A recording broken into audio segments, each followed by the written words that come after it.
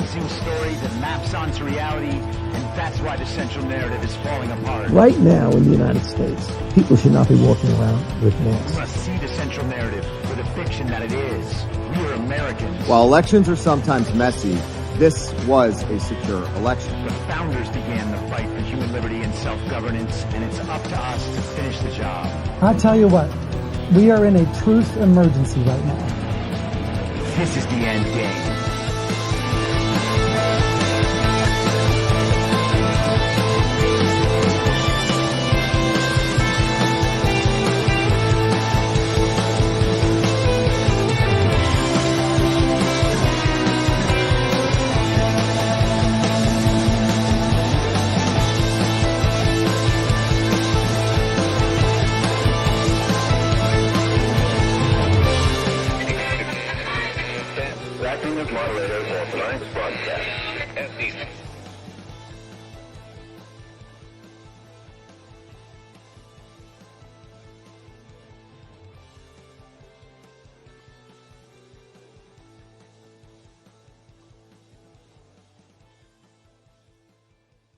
All the people that have gone out there against the mainstream media and said, you're going to call us racist, you're going to call us potential Timothy McVeighs, fuck you.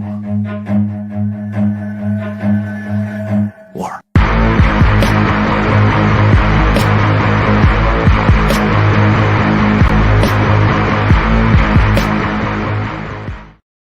Productive.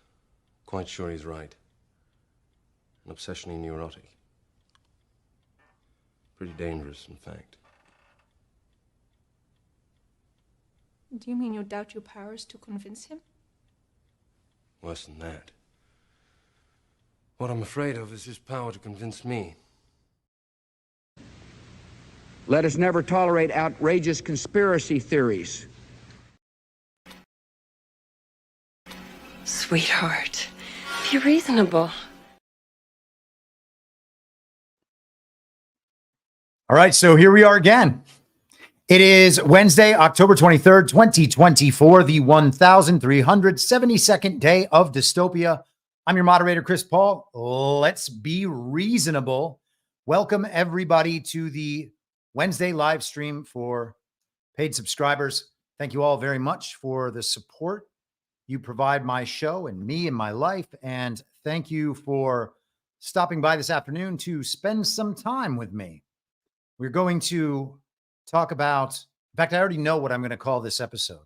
Sometimes they don't title the subscriber streams, but today's episode is called Literally Hitler. And that'll be fun.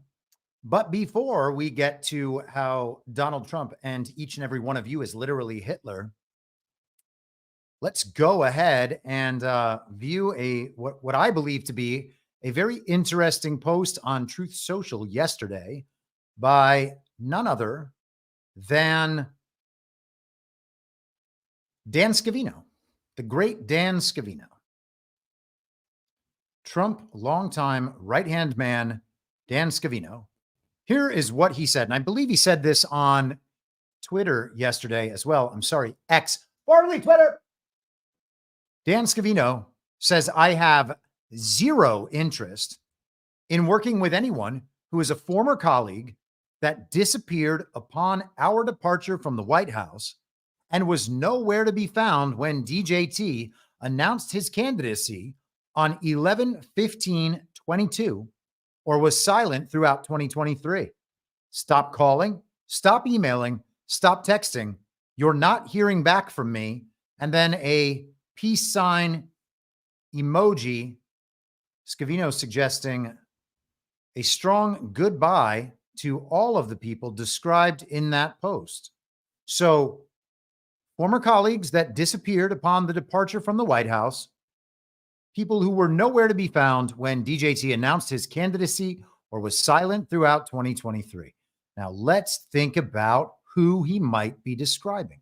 Now, he's certainly talking about people who were in the White House, in and around the administration, people who were actually formal colleagues.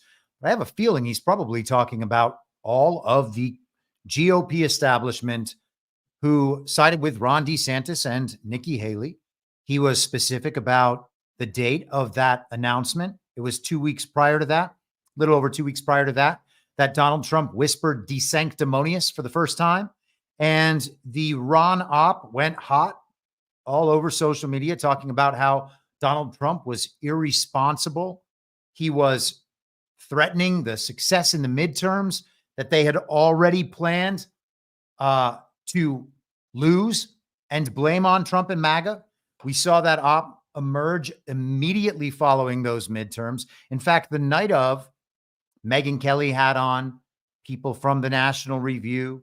The Daily Weimar immediately went into blaming MAGA for everything. The Blaze did the same thing. Fox News did the same thing.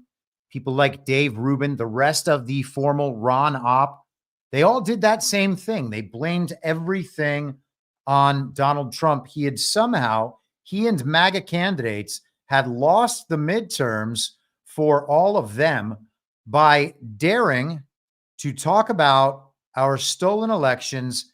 How could they? How could they do such a thing? Sure, rigged and stolen fake elections are a grave threat to the United States of America, as they would be to any country enduring that untenable situation. But those were not the real problem. The real problem was that there were people who liked Donald Trump too much and did not want to turn control of the Republican Party and potentially control of the nation back over to the Ron DeSantis Sims. Now, you might see that I am, and to the neocons in the Republican establishment. I mean, that's what it's ultimately about. The DeSantis Sims kind of collected themselves around Ron DeSantis, around Nikki Haley after Ron DeSantis. They did that to support the neocon wing of the Republican Party. Neocons, of course, are ideological descendants of Trotsky and thereby just global communists, same as the people they pretend to oppose. You see me looking down. I'm trying to find a picture of the Ron op from early January. Oh, here it is. Apologies. I knew I had these on my phone and I was not, don't know that I have them on my computer. So it'd be much harder to actually pull them up here, but we're going to get that going right now just so I can share these pictures. It's good for everybody to understand exactly what this was. So these were, I'm going to open these up. There we are. These were pictures taken,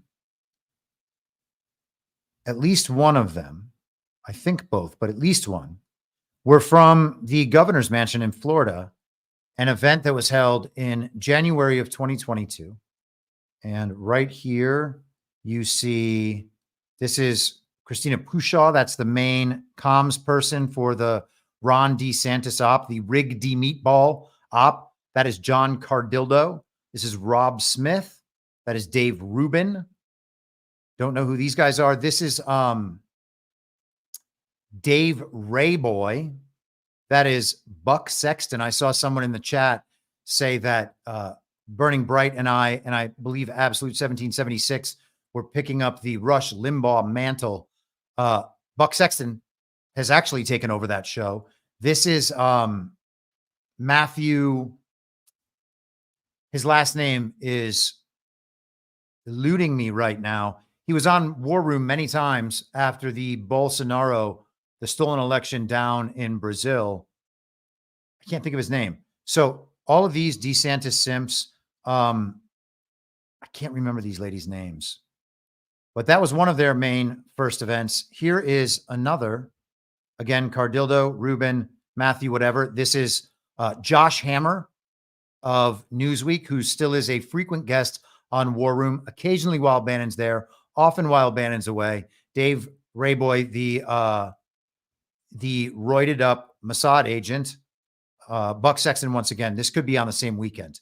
So the DeSantis simp op, ladies and gentlemen, that went fully hot after Donald Trump said "desanctimonious" for the first time, which was a week or two I think it was about 9 days before the 2022 midterms. And at that point, Donald Trump had thrown a wrench in the gears of everything the conservative establishment intended to do. Now, it could all be kayfabe. Literally everything could be scripted out. A lot of people take that point of view. They don't really look at what that might mean or the downsides of it. And including some people I respect a great deal. They just think it's like really cool to point out that the whole thing is scripted. If the whole thing is scripted, then we are essentially replacing one batch of liars with another who then get to take control over everything, with us clapping along and somebody else being really upset rather than them clapping along and us being upset.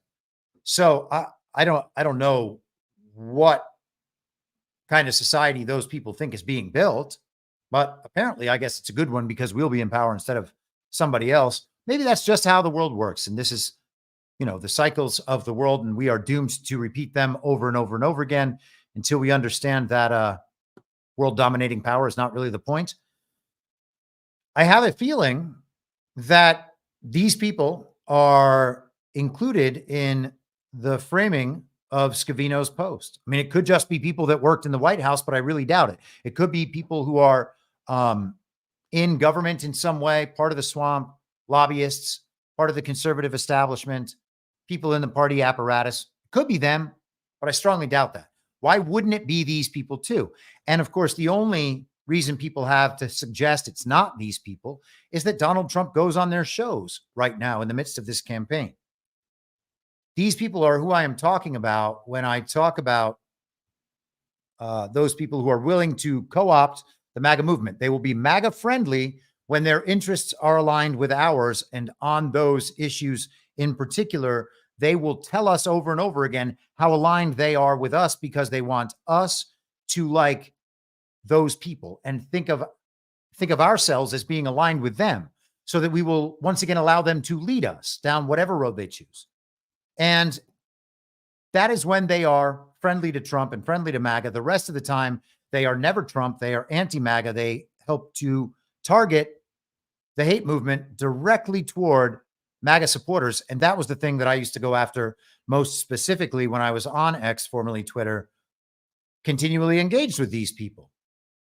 They were directing hatred toward normal Americans who happened to support Donald Trump. And that was really pathetic. So I have a feeling Dan Scavino's talking about all of them too. And the thing is, we're about to get a rerun of that whole op 2 years later. They're going to blame MAGA for outcomes that they don't like. And I have a feeling there are probably going to be at least some of those, maybe ones that they really don't like, or they might like them just fine. And they still know that they can use them against MAGA, because the whole point is that they conflate themselves with us in order to get power. They encourage some of the lowly MAGAs to achieve power with them, and the very based and red-pilled influencers who are super happy about getting their Elon retweets every now and then and are making more money than they've ever seen in their lives are going to be more than happy to form alliances with those people. And after the fake election, we're going to see all of those people with the backlash against MAGA, I believe. And if there is any movement to have the elections closely examined by Donald Trump and MAGA, they will work to shut those things down. If the TV says that Donald Trump has won, they will suggest that we should all just enjoy being back in power. This is what you wanted. Why are you pressing for these other things? You're making all of us look crazy. You're going to give away all of Donald Trump's leverage by suggesting that he may not be legitimate. Those are going to be the angles, and we're going to see those just fine. And when we see those of us who call them out will be called traitors to the country and traitors to the movement. And that's why it's important to say these things ahead of time, because we can see what they're going to do. These things are things that at least I, who've been following this particular op for over 2 years now, these are the things that I have been predicting to happen. Now, maybe I'm wrong. Maybe those things won't happen. I mean, I guess we might live in a world of sunshine and dandelions and unicorns skipping through a field we're all just entering utopia on 11/6 now that we've won a fake election. That's what we are led to believe is going to happen. But yeah, if that doesn't happen, then it's good to have thought about these things beforehand, and understanding the op nature of it all kind of enables some level of inoculation or immunity against these tactics. And these tactics have certainly been used before. These people are fully aligned with the Uniparty. They pretend the Uniparty doesn't exist. I was told by people like John Cardildo and Kurt Schlichter that the Uniparty was a conspiracy theory, and we were actually the Uniparty. That's what they try to do. We were actually the Uniparty. Donald Trump is the Uniparty. Donald Trump is actually a liberal and a Democrat, part of the Uniparty. Not them, not them. No, never them. Not the neocons, who are actually just ideological descendants of militant Bolshevik communists. And they've carried that ideology through with them up till now and embedded themselves deeply in our military industrial complex, in our global intelligence agencies, and obviously agencies like NASA, and of course, federal government law enforcement agencies like the FBI that was specifically set up, the Department of Justice, all of this set up to protect the post-Civil War Reconstruction United States of America order, which had a distinctly globalist new set of priorities. So are those people who Dan Scavino was talking about? I'm not Dan Scavino. I don't know Dan Scavino. I don't know what is in his heart. I hope I am not misinterpreting him. If I am, I'm sorry, Dan.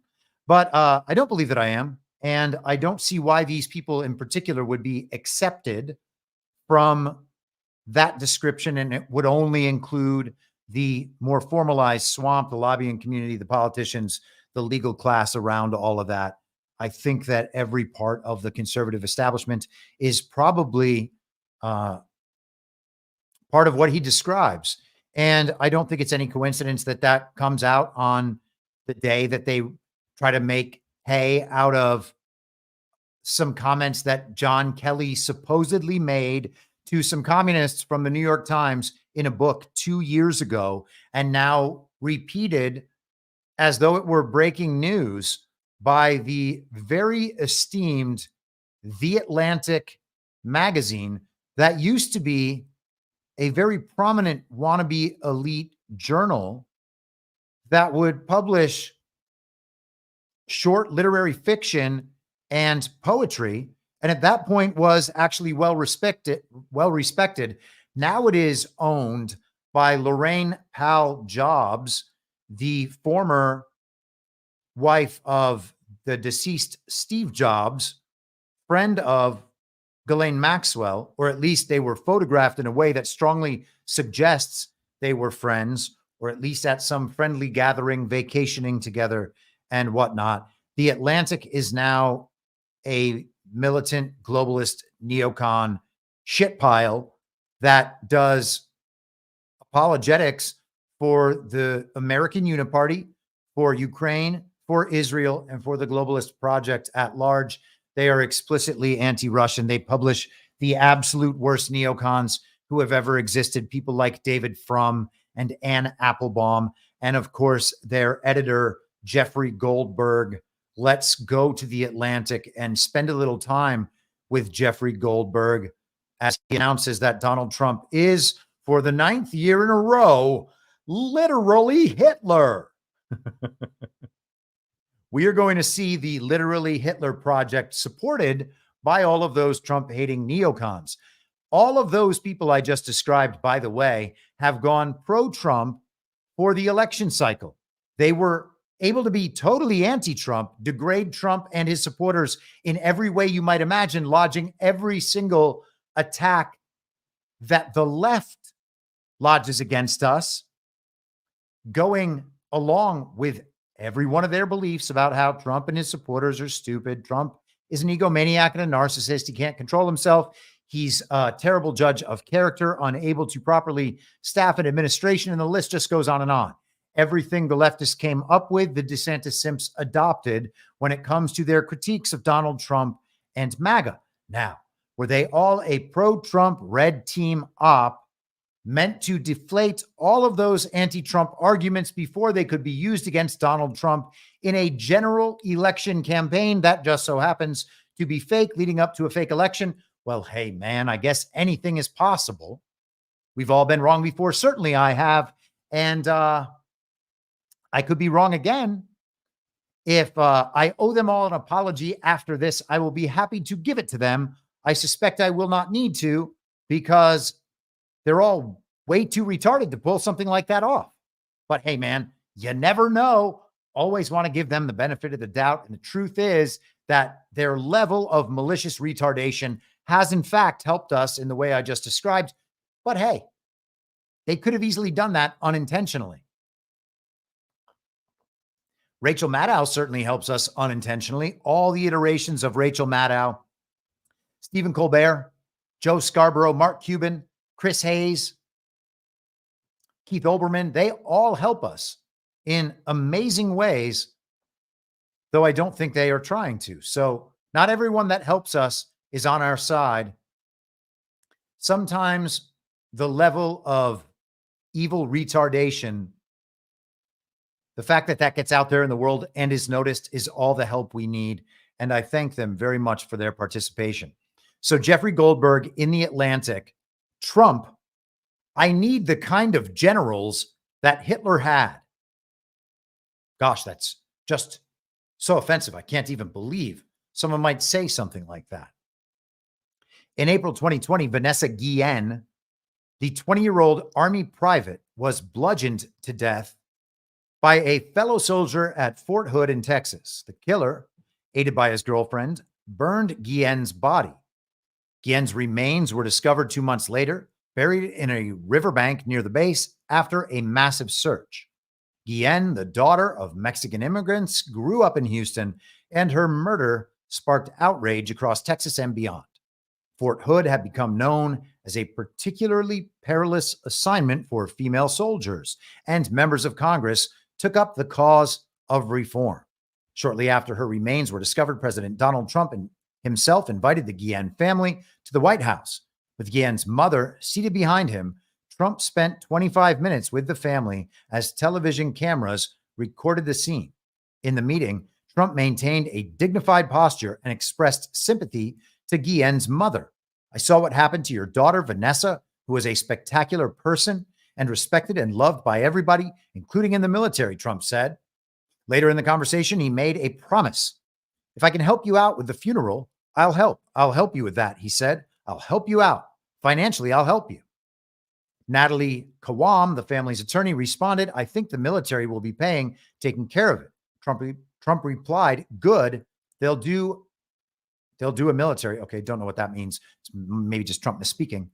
They have to quote him to make him look like he doesn't know what he's saying. "That's good. If you need help, I'll help you out." Later, a reporter covering the meeting asked Trump, "Have you offered to do that for other families before?" Trump responded, I have, personally. I have to do it personally. I can't do it through government." The reporter then asked, "So you've written checks to help for other families before this?"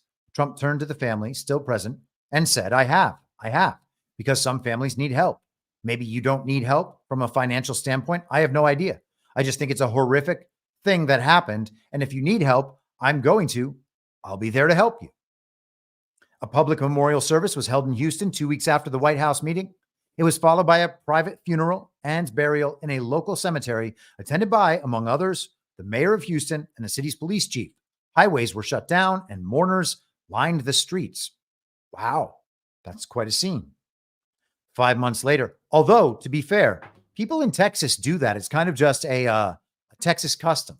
If they see a funeral procession driving by, they will pull their cars off to the side of the road and wait, many with their hands covering their heart, until the funeral procession has gone by. I've witnessed this myself before.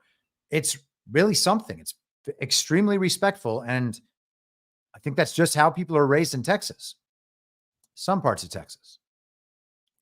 5 months later, the Secretary of the Army, Ryan McCarthy, announced the results of an investigation. McCarthy cited numerous leadership failures at Fort Hood and relieved or suspended several officers, including the base's commanding general. In a press conference, McCarthy said that the murder shocked our conscience and forced us to take a critical look at our systems, our policies, and ourselves. According to a person close to Trump at the time, the president was agitated by McCarthy's comments and raised questions about the severity of the punishments dispensed to senior officers and non-commissioned officers. So Donald Trump is being presented as someone who does not actually care about the Guillen family. He only cared when the cameras were rolling. That was in this sentence right here and this sentence right here. Trump spent 25 minutes with the family as television cameras recorded the scene. In the meeting, Trump maintained a dignified posture and expressed sympathy to Guillen's mother.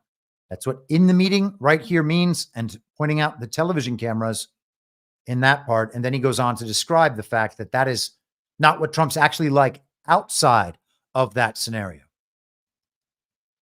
So, in an Oval Office meeting on December 4th, 2020, officials gathered to discuss a separate national security issue.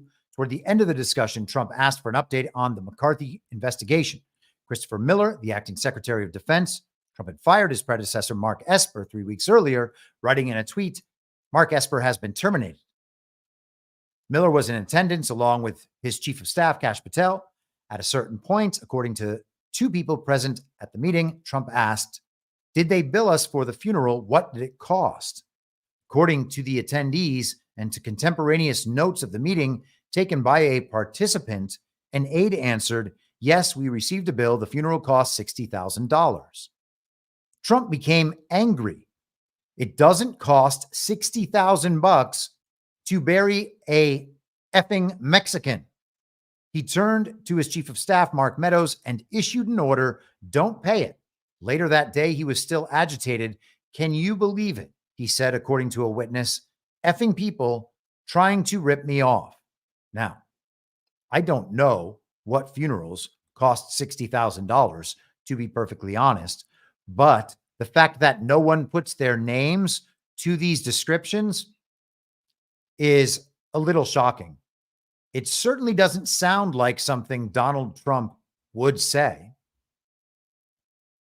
Don't know what to say about all that. And we're not going to go through this whole thing because, as you can see, it's a very, very long article, probably 4,000 or 5,000 words. But let's go back up to, there we go.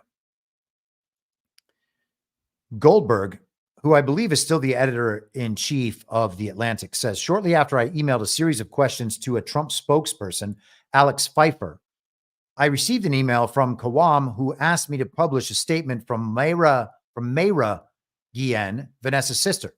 Pfeiffer then emailed me the same statement. I am beyond grateful for all the support President Donald Trump showed our family during a trying time," the statement reads. "I witnessed firsthand how President Trump honors our nation's heroes' service. We are grateful for everything he has done and continues to do to support our troops." Pfeiffer told me he did not write that statement and emailed me a series of denials regarding Trump's effing Mexican comment. Pfeiffer wrote, "President Donald Trump never said that. This is an outrageous lie from The Atlantic 2 weeks before the election." And of course, Goldberg sticks to his story, as you might imagine. There are multiple examples now of him getting himself on cable television to repeat that story. Let's go to this little clip right here. I'm going to cut away from the article for just a moment. So there are all sorts of Donald Trump is terrible subjects here in this article. Let's see Jeffrey Goldberg on CNN. Saw it firsthand, and this is the other concern we've heard from some of these people is they're worried about who would staff a second Trump term. And when the disturbing story that you open up with about Vanessa Guillen and what her family's gone through. You know, I should note Mark Meadows, who was there, that you report was given this order, don't pay it. He claims that's not true. He said in a statement tonight that Trump was nothing but kind, gracious, and wanted to make sure they did right by her family. Kash Patel, who was also there, said, of course, President Trump didn't say that. He ensured that this victim received full military honors. Her sister tweeted at you saying that she felt her sister's death was being exploited. Just given what you heard from your sources, what do you make of those denials? I don't make much of them at all. The sister wasn't in the meeting. The lawyer for the family wasn't in the meeting. Mark Meadows was in the meeting. Kash Patel was in the meeting. A whole bunch of other senior officials were in the meeting. I have sources who are sitting in that meeting. I have contemporaneous notes taken by participants in that meeting that describe exactly what I described in the story. We've seen this pattern again and again and again. They deny, and then it comes out as true. This is the same thing that happened with the previous iteration of this, and John Kelly confirmed this to both the New York Times and to me today. The quote-unquote suckers and losers issue, Donald Trump calling veterans and the war dead suckers and losers. They denied and denied and denied, and we have multiple witnesses. John Kelly told me on the record that he and many other people in the White House heard Donald Trump constantly refer to the war dead, American war dead, as suckers and losers. We know that he believes that people who serve the country are losers and suckers. He said it in multiple ways, multiple times. So the suckers and losers hoax returns. All of this is dependent on John Kelly. For some reason, we just have to trust this person, a member of the military industrial complex. Now, maybe John Kelly's just running some op here. It's totally possible. The surface interpretation is John Kelly's got an axe to grind. It's probably because he's very, very scared. Jeffrey Goldberg, as you can see, is very, very scared. John Kelly is one source. People taking contemporaneous notes, that's not anything. You can do that at any time. You can write down, this is what the person said. That doesn't become true just because you wrote it down at the time. You guys could be taking contemporaneous notes on what I'm saying right now, and those notes don't have to reflect what I'm actually saying. Someone might be watching and misunderstand what it is I'm saying and write down their recollection of what I'm saying or what they believe I meant to say, what they took away from it, and those are contemporaneous notes too. So that's not any kind of proof. That's not evidence that anyone should believe. And Jeffrey Goldberg is a liar. And we'll get into some of his motivation for lying in a little bit. But let's return to the article here from The Atlantic. Okay. So they have to bring up the Bone Spurs thing, the Donald Trump Bone Spurs Vietnam thing. Apparently, you have to go away to Vietnam unless you're in college. You don't have to go if you're in college. And so everybody in college, they get to assume that they're just as tough as the people who actually went, but they were in college. Now, I haven't served, so I don't claim to be tough. I also don't get upset if somebody else didn't serve. Maybe we all should. I suppose it's too late. If it's not too late, I'll go do it. Fuck it. Okay. Not that it's going to be a good time, but hey, man. In 1997, Trump told the radio host Howard Stern that avoiding sexually transmitted diseases was my personal Vietnam. I felt great, and I felt like a great and very brave soldier. Isn't that great? So that's the Donald Trump official story on Vietnam. Let's skip ahead. In their book, The Divider, Trump in the White House, Peter Baker and Susan Glasser reported that Trump asked John Kelly, his chief of staff at the time, why can't you be like the German generals? Trump at various points had grown frustrated with military officials he deemed disloyal and disobedient. Throughout the course of his presidency, Trump referred to flag officers as my generals. And apparently that's supposed to be bad. That makes Donald Trump a military dictator despite having never used his status as military dictator, at least not as far as these guys would ever say. I mean, who knows what's going on behind the scenes? He talks about TV generals. There's another set of generals, apparently, who aren't TV generals. They might have been those generals who were lined up around him during the famous scene in the Oval Office where they ask him, "What storm, Mr. President?" Throughout the course of his presidency, Trump referred to, according to Baker and Glasser, Kelly explained to Trump that German generals, quote, tried to kill Hitler 3 times and almost pulled it off, end quote. This correction did not move Trump to reconsider his view. No. They were totally loyal to him, the president responded. So he wants them to be loyal to him like they were not to Hitler. So he doesn't actually want Hitler's generals. So confusing. This week, I asked Kelly about their exchange. Oh, that's convenient. The story that was reported 2 years ago, the claim that Donald Trump is literally Hitler for the last 9 years, he just decided to ask Kelly, "Hey, John, old buddy, old pal, is that whole Trump is literally Hitler thing true?" He told me that when Trump raised the subject of German generals, Kelly responded by asking, "Do you mean Bismarck's generals?" He went on, "I mean, I knew he didn't know who Bismarck was or about the Franco-Prussian War. I said, 'Do you mean the Kaiser's generals? Surely you can't mean Hitler's generals.' And he said, yeah, Hitler's generals." I explained to him that Rommel had to commit suicide after taking part in a plot against Hitler. Kelly told me Trump was not acquainted with Rommel. Oh, okay. So Donald Trump just didn't know what he's saying. Is that the case they're making? Baker and Glasser also reported that Mark Milley, the former chairman of the Joint Chiefs of Staff, feared that Trump's Hitler-like embrace of the big lie about the election would prompt the president to seek out a Reichstag moment. The Reichstag fire was a false flag meant to enhance government power and centralization. And that's exactly what January 6th was. These people are insane. It's amazing that they just kind of like give us their playbook and they're like, check this out. Everyone we need to believe it is going to believe it. And you guys, if you argue with what we're doing, if you actually call us out on it, well, we'll just call you Nazis too. And all those dumbasses who believe it, they're going to attack you. See, that's how it works. And they're going to call you racist. They're going to destroy your reputation. And we win again. How about that? And you know what else? This article right here is going to exist as a future history for all time. Give us 5, 10, 20 years to reassume power, and we will just indoctrinate all your children with these ideologies.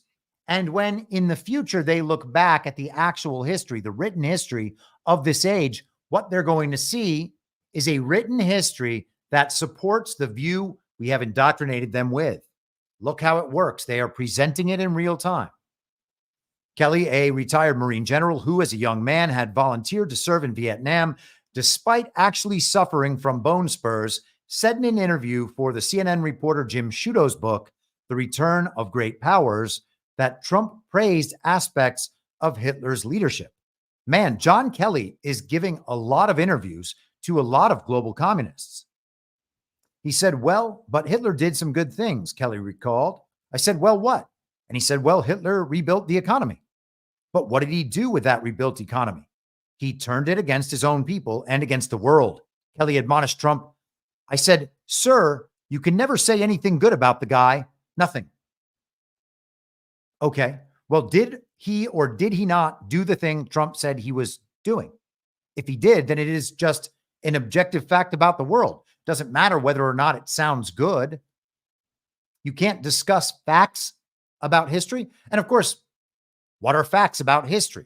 Because the thing is, Hitler's economy was rebuilt through his partnership with Zionists based on executing the transfer agreement, which would confiscate the property of Jews in Germany and beyond, transfer them by train down to Palestine to set up the Zionist proxy state of the global regime and make it a Jewish ethno-state.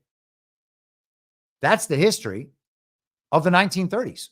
1933 was the year when all of these negotiations happened, and different factions of Zionism were fighting each other to see which company got to be the holding company to hold all that wealth and property, while the transfer was being made to then transfer that wealth and property into, I believe it was Reichsmarks at the time, and then to restore some portion of that wealth and property to the Jewish immigrants after they had arrived in occupied Palestine. So the Zionists knew at the time that they were going to support the Nazi regime because they would have collapsed and fallen and would have never been able to raise an army without that financial support from Zionists and global bankers. That's not me making this up. That is literally what it says. The point of the book, The Transfer Agreement by Jewish Zionist Edwin Black, 3 editions have been released. It's a very prominent book, highly rewarded and regarded. And what else can you say about that? That's what happened. So who knows how Trump was using those comments? And it goes on and on and on. I mean, who cares about the actual claims here, honestly? All of this is so stupid. This is beneath the dignity of a free people to guide their politics on these sorts of stories, particularly while we have fake elections denied by all these people. And just to share this, I don't want anyone to be confused here. This is People magazine from yesterday. President Trump said, "I need the kind of generals that Hitler had," multiple witnesses claim. Now, we can go down here. Here we are.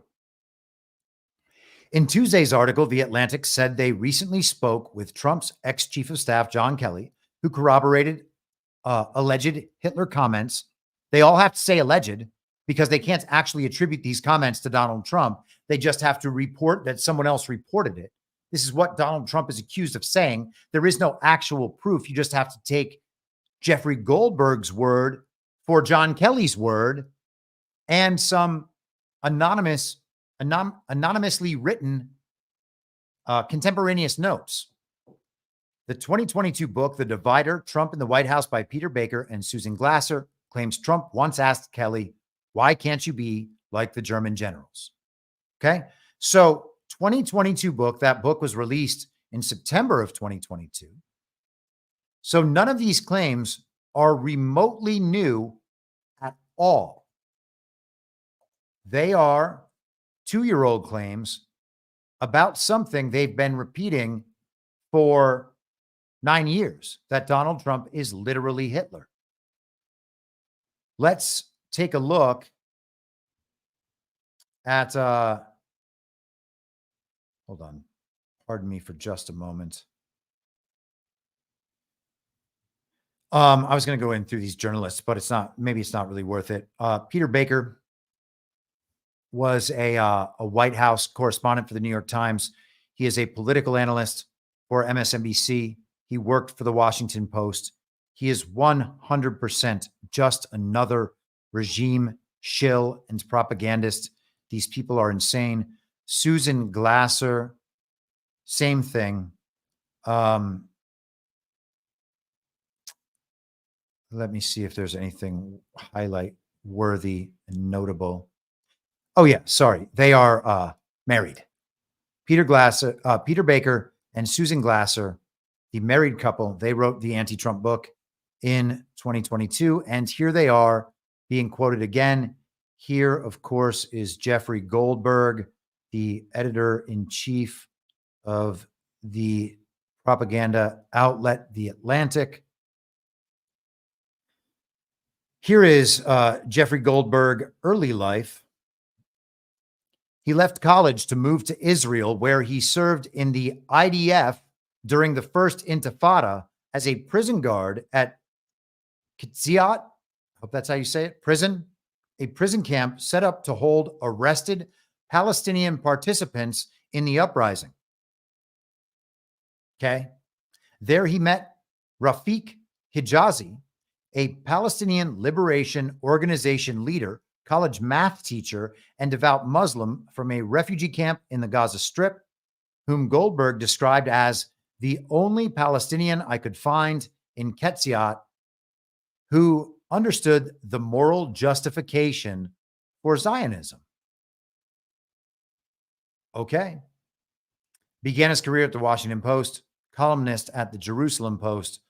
On his return to the U.S., he served as New York bureau chief of The Forward, a contributing editor at New York Magazine, and a contributing writer at the New York Times. So through and through, a Zionist and, of course, global communist, as those things go hand in hand. The Forward, by the way, is a Jewish outlet. It's not anti-Semitic to note that they are the same ideology. I mean, the ideology is the ideology. I don't know why it is bad for people who do not support the ideology to talk about what the ideology is. If you support the ideology, they don't have any problem discussing what the plan is. They have agendas that they publish. They hold conferences about it. There aren't secrets. It's only a secret when someone else says it. When someone else says it, then it becomes a conspiracy theory. I mean, I have Jewish friends. This is an entirely different thing. This is a global political project bent on world domination. This is the construction of a one world liberal international rules-based order. That is not my political priority. That is not what I want to see for the world. I don't think it is moral. I don't think that could possibly lead anywhere good. And we've already got at least 2 world wars to prove it. Richard the Saint says, the Balfour Declaration continues to echo. Trump is very much aware of the modern day Israel versus the biblical one. It's a delicate balance for him. I agree with that 100%. I did a bit of a rant about this on Saturday night's Devolution Power Hour, talking about how it's possible that the future of all of this may well be a 2-state solution where Israel remains the proxy state that it has been, although maybe not, I should not say proxy state, where it remains the state it has been, and even the Jewish ethno-state that it's been, but it's actually run by God-fearing Jews rather than secular atheist Zionists bent on global domination. And if that exists in peace alongside Palestine and the rest of the countries in the Middle East, that's not my affair. That's not my business. If that is what the people in that region have decided to do to maintain some sort of peace and stability in their culture, more power to them. I don't have any problem with the Jewish people as, in terms of the customs nor the religion. It's not my business. All right. It's funny to me because Christians who believe that through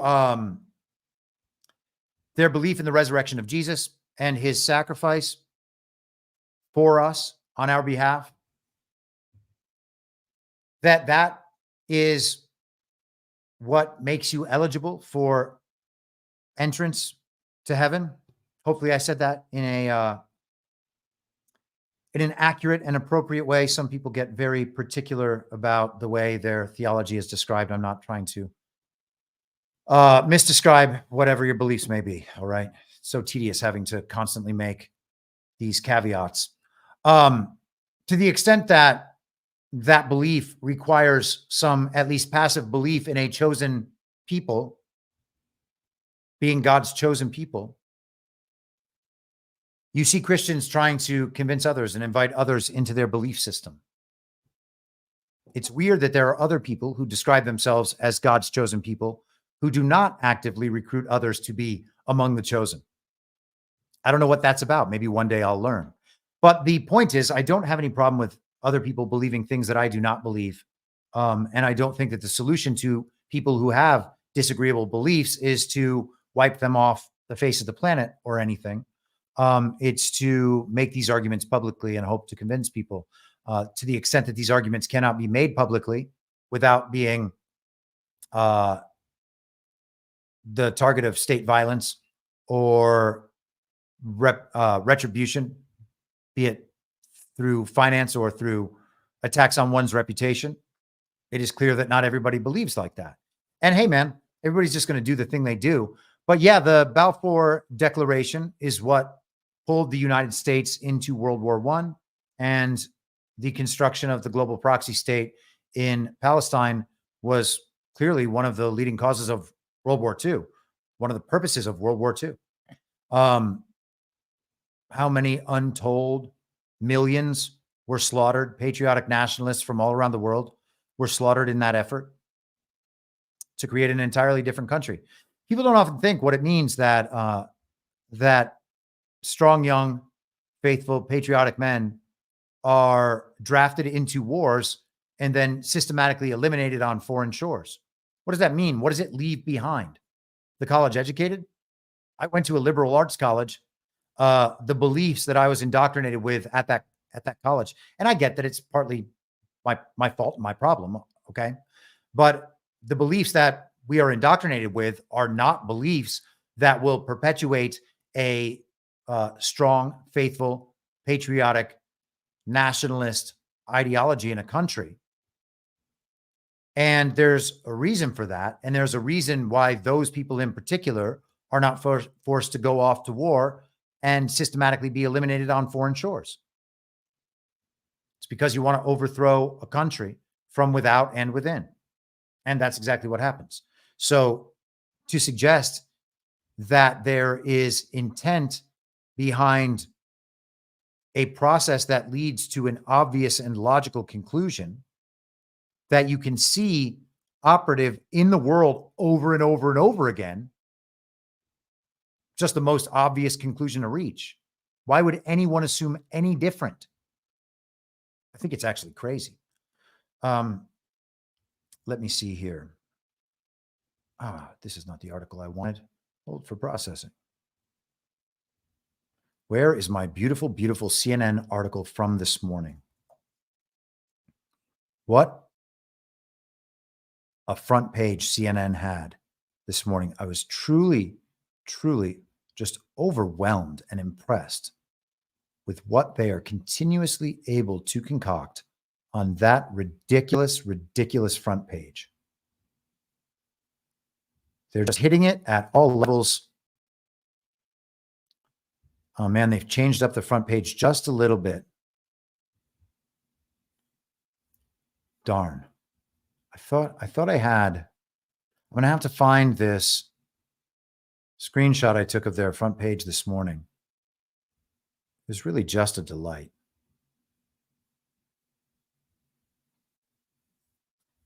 It's a series of screenshots. Perhaps it's not worth it. So CNN had headlines. Trump's ex-chief of staff warns he's the definition of a fascist. John Kelly said Trump wanted the kind of generals Hitler had and prefers the dictator approach to government. Analysis. Democrats seize on new suggestions of Trump's extremism in the campaign's final stretch. They're actually not new suggestions. They're old suggestions just brought back again because Jeffrey Goldberg decided he would talk to John Kelly that week. Shocked. Journalist describes Kelly's reaction to Trump's comments about Hitler. Let's keep going. Musk invoked names of Nazis in a tweet while disparaging modern pronoun convention. Any other CEO would have been fired. Grr. Makes me sick as hell. Hear Walz's fiery response to Atlantic report on Trump. Tim Walz yesterday was making fun of Elon Musk jumping around on stage with Trump. The dude literally jumps around on stage with Kamala Harris. He does waves and kicks and pirouettes. I wish I knew the names of more ballet moves. I feel like there's one called plie. I could be wrong about that. It probably sounds so stupid now. It's very funny. CNN, by the way, had a countdown clock on their front page today to a town hall with Kamala Harris that no one will watch. Why do they do these things to themselves? It's really stunning. Why do they do these things to themselves? Where is my CNN article? There it is. Okay.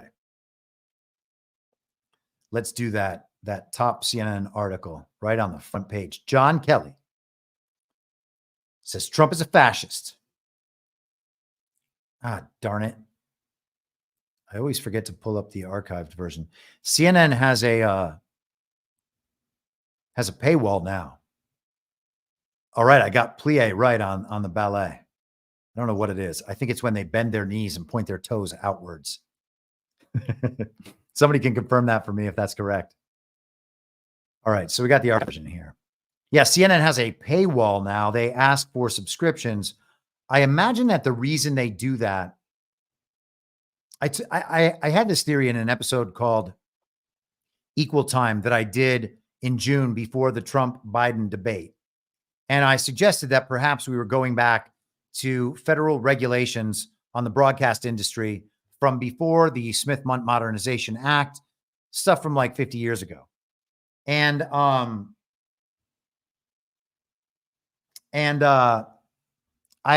have this theory that part of what got them so upset at Trump's FCC appointments, et cetera, was that he was changing the way the media in this country would be treated. And behind a paywall, they can kind of say whatever they want and describe their content however they want. I wonder if that's the distinction and why they've done this, because a lot of the media companies have done this, and it's basically just an abandonment of the advertising models that they used to use, because no one's going to click on their advertisements because no one reads their websites really anymore. So this article is rather incredible. Oh, wait, sorry. You know what? I want to pull up the Allison Morrow article on Elon Musk, but let's go down here to the Times' assessment of their conversation with John Kelly. The Times reported Kelly criticized Trump's enemy within comments, saying that even to say it for political purposes to get elected, I think it's a very, very bad thing, let alone actually doing it. Now, John Kelly, if he is the man the surface interpretation would suggest he is, which is a deep state actor trying to take down Donald Trump by making up this bullshit, if he is that man, then he would be part of the enemy within. So you could imagine that he wouldn't be very happy about these remarks. The newspaper reported that in a recorded interview, Kelly was asked whether the former president met the definition of a fascist and responded by reading aloud a definition he'd found online. Isn't that cute? He just found a definition that had been seeded online. The definition of fascism has been completely and totally inverted. And here you go, John Kelly's definition that enables him to say that Donald Trump is the definition of a fascist. All of this, of course, echoing Bob Woodward's reporting of Mark Milley's comments about Donald Trump. Kelly says, well, looking at the definition of fascism, it's a far-right, authoritarian, ultranationalist political ideology and movement characterized by a dictatorial leader, centralized autocracy, militarism, forcible suppression of opposition, belief in a natural social hierarchy, Kelly said. So certainly in my experience, those are the kinds of things that he thinks would work better in terms of running America. Now, that's not the definition of fascism. And man, oh man, it would be real hard to ascribe any of these characteristics to Donald Trump. Is he a dictatorial leader? No, he did not govern by fiat at any point. He used leverage, public leverage, reputational leverage, and economic leverage. Those are the tools the regime uses all the time. And for more than a century, maybe forever, they have dominated the use of media, propaganda, reputational attacks, and everything having to do with finance, because, of course, they're the fiat bankers and just create money out of nothing. And of course, they have the military and have always controlled the military, so they're able to use that means as well. So you have dictatorial leader. Is he that? No. Centralized autocracy? Never. There is no effort towards centralization by Donald Trump. In fact, he has decentralized power. You could see it during COVID. He left it to the governors to decide what to do in their states. That's federalism. That is an intentional decentralization of power. Militarism? Well, he started no wars. So how could he be militaristic? He's gotten us out of wars and says he's going to get us out of wars. Donald Trump is 100% now the peace candidate. So that makes no sense. Forcible suppression of opposition. When did he do that? Never once. They just have these imaginations of potential violent scenarios in the future, and that is the evidence that Donald Trump supports forcible suppression of opposition. The people who have censored us actually say this and believe it. Belief in a natural social hierarchy. Well, there is a natural social hierarchy. You can watch it emerge over and over again. It's just not a collectivist one. And that's really the problem, isn't it? If it's not collectivist, then it's just an admission that there will be stratification based on people's intelligence, their competencies, various forms of merit, their moral character, things like honesty. Hierarchies will emerge. Certain people will prove themselves more valuable in certain ways than other people will. It doesn't make them more valuable as humans. It doesn't mean that their life has more value and you can kill someone else to preserve the valuable person. That's what these commies believe. So if that's the definition of fascism, Donald Trump does not fit the definition. But it's not the definition of fascism. Let's get through this and then we'll talk about some of that. Kelly continued, certainly the former president is in the far right area. Well, he's certainly to the right, but not far right. And fascism isn't right, nor is it far right. Certainly the former president is in the far right area. He's certainly an authoritarian, admires people who are dictators. Well, no, actually, those people are not dictators. He has said that. So he certainly falls into the general definition of fascist for sure. Well, John Kelly sounds retarded and maliciously retarded at that. That's not the definition of fascism. If John Kelly is going to be teaching Donald Trump lessons about World War II history and German history during World War II, as he purported to do in the Jeffrey Goldberg article, you would hope that he would understand the definition of fascism and not just need to pull up the first thing it says on Google.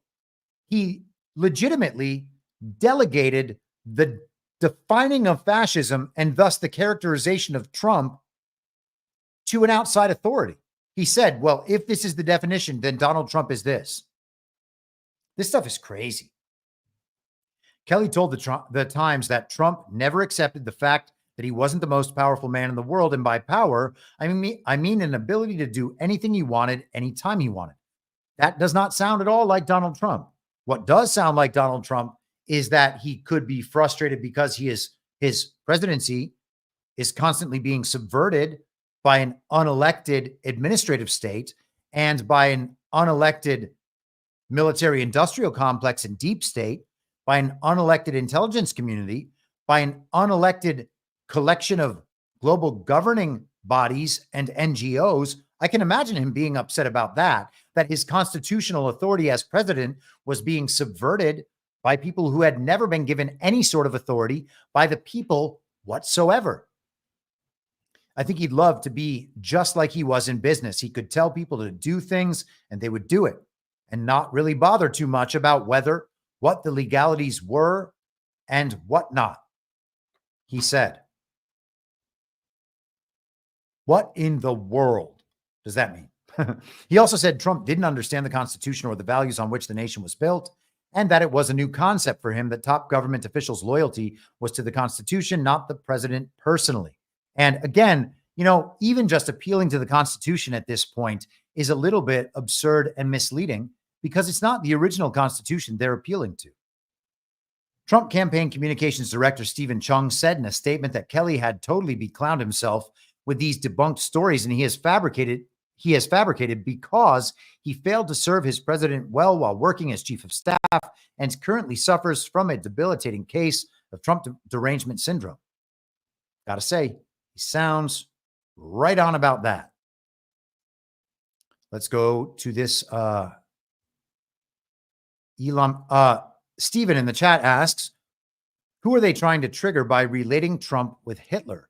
Does this register in the minds of Zoomers or millennials? Most of them don't have living members from the World War II era. Well, perhaps. I'm not sure it's directed toward them. It could be them.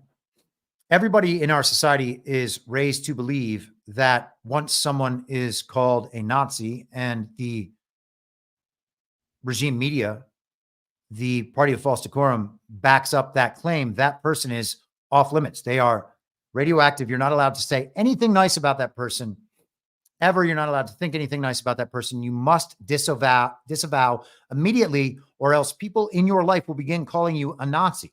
This is a social permission structure for everyone on social media to go after every Trump supporter on social media, calling them Nazis. And as someone who has dealt with that and a cancellation attempt by thousands of people, acquaintances, real life acquaintances at one time, including many with hundreds of thousands and millions of social media followers, that sort of thing can be really disruptive in a person's life. And I sympathize because a lot of people are going through that today. Does it register with Zoomers and millennials? Who knows, man? I think that they're probably over it by now and willing to make fun of Kamala Harris supporters, no matter what they claim, and are totally agreeable or totally comfortable with disavowing these people and laughing them and mocking them right to their faces. So that is a very positive development over the last few years, that people aren't backing down from this stuff anymore. But I'll tell you what, I think that the target of this attack in particular is Jews. I think that they are telling Jewish supporters of Donald Trump that they are going to be associated with the man who will be made in their playbook, in their story, the Nazi. And I think that that is the role they have intended for Donald Trump over 9 years. I think they have been building this narrative for 9 years. Donald Trump, the Nazi, his supporters, Donald Trump is Hitler, his supporters are Nazis. And when Donald Trump, quote unquote, seizes power after whatever is to happen over the next few months, we will all be framed as Nazis and the World War II playbook will be run all over again. This is what they intend to do. I've been saying this stuff for as many years as I've been doing this show. This is what they are setting out for our future. Everyone needs to be willing to stand up and say, nope, sorry, commie, not buying it. Not going to scare me off. Your claims don't bother me. I don't care what you call me. That's it. Everybody's going to have to do it sooner or later. If you thought you skated by and Donald Trump's just going to get back into office and no one's ever going to come at you, no one's ever going to threaten your reputation or your job, you're wrong. It's coming for everybody. It's always been coming for everybody. It's come for me. It'll come for me again. It's all good. Just got to stand there and grin and bear it. Make fun of these people, mock them to their faces. If you did something wrong, you apologize for it. Try to make amends for it. Someone wants to get you on your past. Have at it. What can you do? All we can do as people is continue to move forward in righteousness and truth and faith. And that's it. Mock these people to their faces. They have no power. They're just comical retards. It is unbelievable. eGrab4 says that's Matthew Brainerd. I don't believe that is Matthew Brainerd, actually. Matt Brainerd is a statistics analyst. That is not him.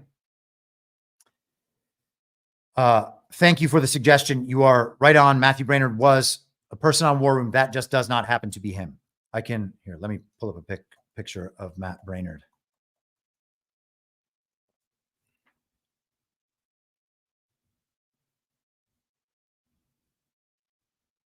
This here is Matt Brainerd.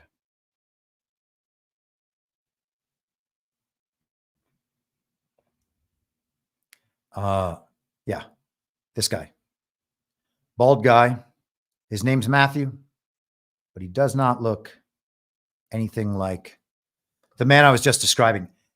So I hold for processing. I'll find that guy's name really quick, just so nobody has to waste any more time on it. He was, in addition to being a DeSantis simp, he was one of the guys who turned against James O'Keefe. And during that period where he was ousted from Project Veritas, and then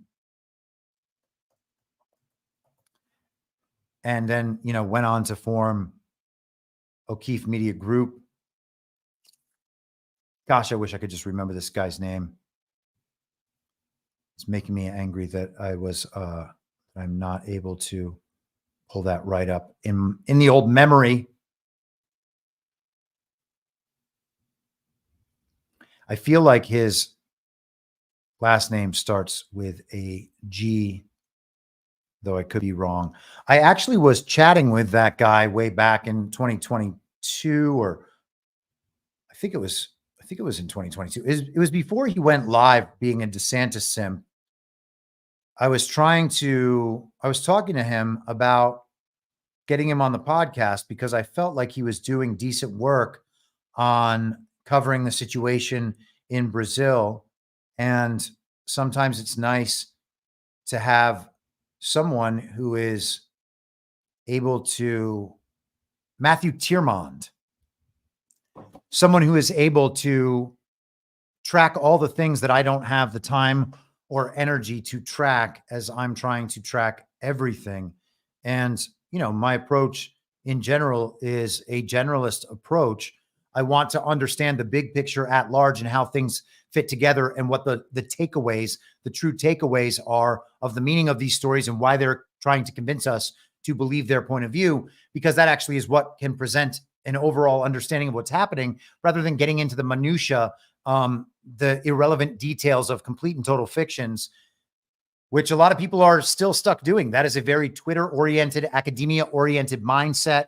I've been in academia. It's funny that a lot of the truthers who go along with that mindset didn't go to college because they think that that's just the right way to go about things. That is the college way to go about things. It's just not the right way to go about things if you want to understand things, because what you're going to end up doing is spending a lot of your time learning about the granular details of complete and total fictions. It actually doesn't benefit anyone to know everything about space because it's all bullshit.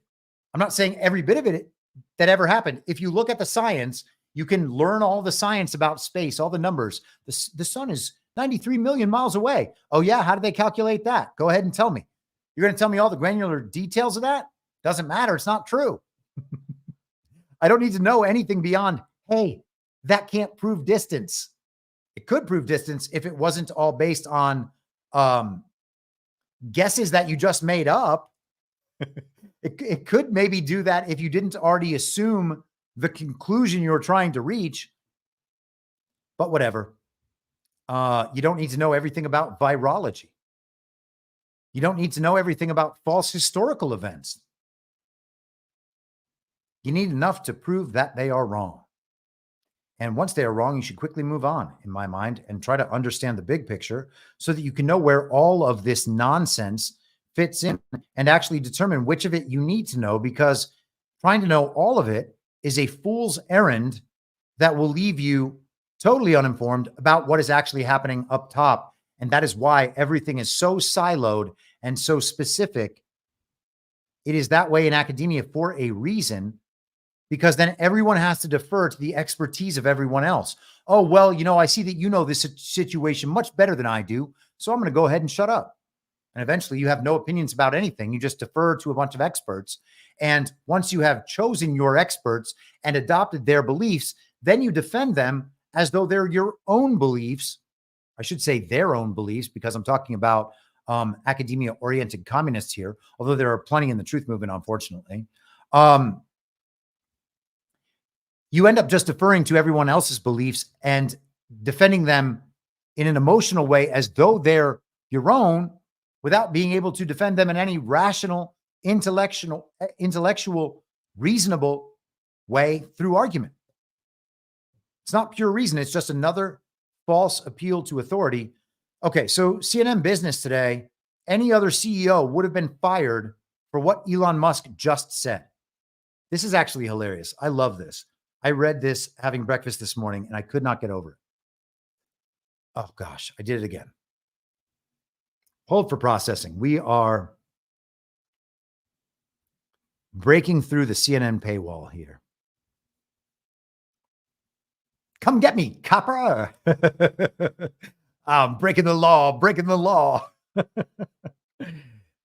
Just blasting right through CNN's paywall by simply viewing the archived version of the page. CNN Business, any other CEO, here we are, October 23rd. Part of the deal with being CEO is that you get a big paycheck in exchange for being the public face of a company. For most people at most companies, that means at minimum, trying not to make an ass of yourself in public. This woman has never owned or operated a business, and it doesn't seem that she's ever worked for a legitimate small business that wasn't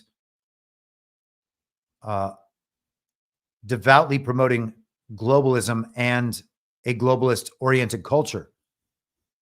Tweeting a Holocaust joke, for example, might very well get you booted. Punching down at marginalized communities, also a bad look. So immediately, Elon Musk should be fired and would be at any other company for tweeting jokes. But the same rules don't apply if you're the richest person on the planet running companies stacked with cronies. It's worth mentioning also that to the extent any of these companies that she's referring to are talking about regime-oriented companies, when their CEOs and officials are taken out and taken down, it's because they want to replace them, and they can do that by attacking reputation and attacking finances and then providing incentives if they will simply drop out, be quiet, and make things go away. Sign an NDA. This is just an attempt at taking people out. It is always that. In case you missed it on Monday, Elon Musk invoked the names of 2 German Nazis in a tweet while simultaneously disparaging modern pronoun conventions, attempting, as he so often does, to make a joke. He wasn't attempting to make a joke. He was making a joke. Now, if you don't find it funny, that's okay, but it doesn't make it not a joke. Elon Musk is joking. I'm not repeating the text here, not because it's profane, but mostly because it's just not funny. Aw, thank you for sparing us from having to make our own decisions about what's funny and what's not funny. Let's just take a look at the tweet, of course. So he's responding, Elon Musk is, to a tweet from a Der Spiegel, from someone commenting on a Der Spiegel article that was comparing Musk to Hitler. The news outlet doubled down, releasing a huge hit piece against Elon Musk, calling him enemy number 2, public enemy number 2 after Donald Trump. So if you're going to try to take out Trump, as soon as you're done, take out Elon Musk. That is what they are suggesting. Musk says, well, I did not see that coming. Those fools will Goebbels down anything. I bet their pronouns are he/Himmler. That's a funny joke. Well done, Elon. What fantastic wordplay. You know it's a good joke because it upsets communists so much that they will write articles days later. For context, Musk was responding to a post about a Der Spiegel article that compared him to a media mogul who helped Hitler climb to power. Now, why isn't that? Why aren't we reading an article about the media going totally overboard? I thought we were never supposed to compare anyone to Nazis. Now they do it all the time. And they're like, well, in this case, the person actually is a Nazi, so it's totally appropriate here. These commies always nod a lot. It was hardly Musk's first and certainly not his most offensive statement involving the Third Reich or their white supremacist progeny. Just last month, and what does that mean? White supremacist progeny? They had children who are white supremacists? Is that what happened with the Third Reich? They call everything white supremacists. White supremacist. There is a supremacist movement in the country. It's not by white people. Just saying. Just last month, Musk promoted Tucker Carlson's widely condemned interview with a Nazi apologist who said the murder of Jews in concentration camps was, quote unquote, humane, and that Winston Churchill was the, quote unquote, chief villain of World War II. Musk later deleted his ex post that called the interview very interesting and worth watching per The Independent. This is the interview with Daryl Cooper. I do not remember the part about calling concentration camps humane. I would suggest that it's very, very likely that one word that she's quoting was taken out of context. Maybe we can find the context quickly. Let me just see. What did Daryl Cooper say to Tucker Carlson about concentration camps being humane? Give it to me, AI. This is hilarious. They're not even the AI is not. Oh, here's what he said. This is not even a full quote. All of these are decontextualized. He implied that the deaths in concentration camps were unintentional, saying, we can't feed these people. We don't have the food to feed these people. One of them says in a letter, rather than wait for them to slowly starve this winter, wouldn't it be more humane to quickly finish them all off now? Now, Daryl Cooper, first of all, I'm not supporting anything that says because I don't have to. I'm just telling you what it says. So to accuse me of supporting it would be insane. Likewise, to support Daryl Cooper, to claim that Daryl Cooper is supporting the sentiment in that sentence because he reports what a letter said is also a complete and total lie. I mean, this should qualify as slander and defamation. It should. But of course, she doesn't name Cooper. I suppose there are all sorts of defenses here. But the suggestion here is that she says, it's not even a suggestion, a Nazi apologist who said the number of Jews in concentration camps, the murder of Jews in concentration camps was humane. That's not what he said. That is not what he said. As far as Winston Churchill being the chief villain, the war wouldn't have continued. The devastation the war wrought wouldn't have been wrought had Winston Churchill not continued the war. So, yeah. Sorry, commies. I'm sorry that the history you were indoctrinated with was an insufficient history. You can read contemporaneous notes from the time. For real, you can just read history from that time and find out that this interpretation is not true. Winston Churchill was a servant of the Rothschilds and the British Crown. What else needs to be said? We've talked about that on the podcast before. Representatives for X and Tesla didn't respond. Shocking. Musk rarely deletes his social media posts, no matter how inflammatory. Also not deleted. The one where he reposted the interesting observation that women are incapable of independent thought and that only alpha males should make policy decisions. My communist friend.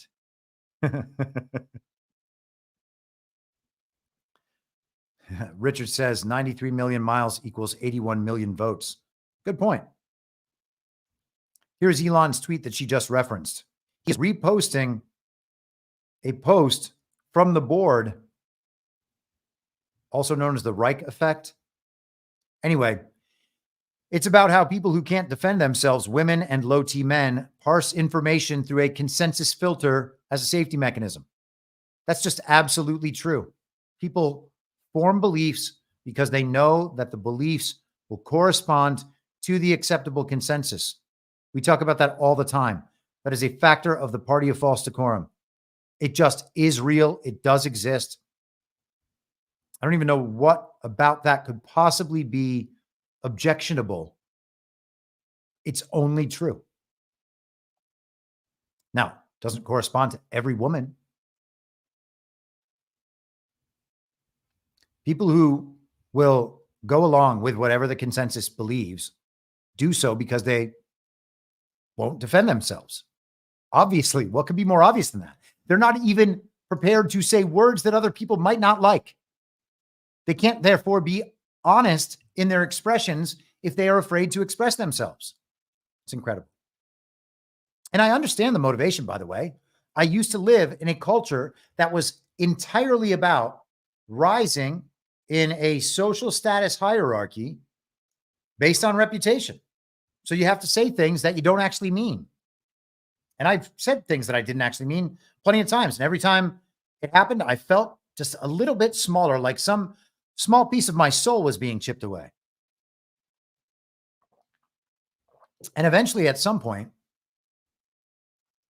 probably during Obama's second term, I realized, man, all these people here in Hollywood seem to be going crazy.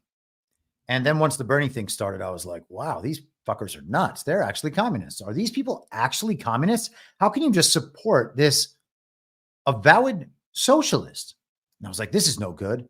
And I mean, listen, I didn't make a better choice at that point. Because I was wrong about a lot of things, and I trusted elite outlets like The Atlantic. But, you know, so be it. It is what it is. Mistakes were made. But yeah, I totally understand what it's like to say things because you have to maintain your reputation. Let's go through some definition of fascism things, and then we'll get into some questions. And of course, we always, when we are disproving the common knowledge of the communist regime, it is important to reference their own sources. We have to pull things from inside the bubble, take them out, spread them around the bubble, and then eventually they will repenetrate the bubble as the obvious truth. And then those inside the bubble will have to respond to what the truth that was already inside the bubble, that dormant truth, actually says. And at that point, meltdowns are caused. It's the best point. It is just wonderful. So this is the Hoover Institution's Hoover Digest from Sunday, October 30th, 2005. Fascism, an ism of the left, not of the right. So, I don't want to go through all of these. Oh, this is short, actually. Let's go ahead.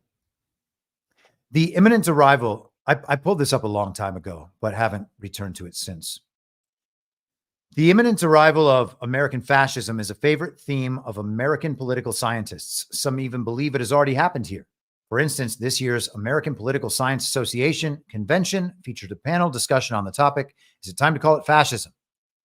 I was not at the convention, but I would have relished the opportunity to have challenged the panel and Professor Dvora Yanov of California State University, Hayward, the panel chair, with a question of my own. Is there a theoretical definitional grounding to make the claim that the present U.S. administration is fascist? And is it useful critically to use that language at this point in time? Gosh, man, I'll tell you what, this person seems really, really tedious and annoying. So we're going to actually skip this column because that's just too boring to read.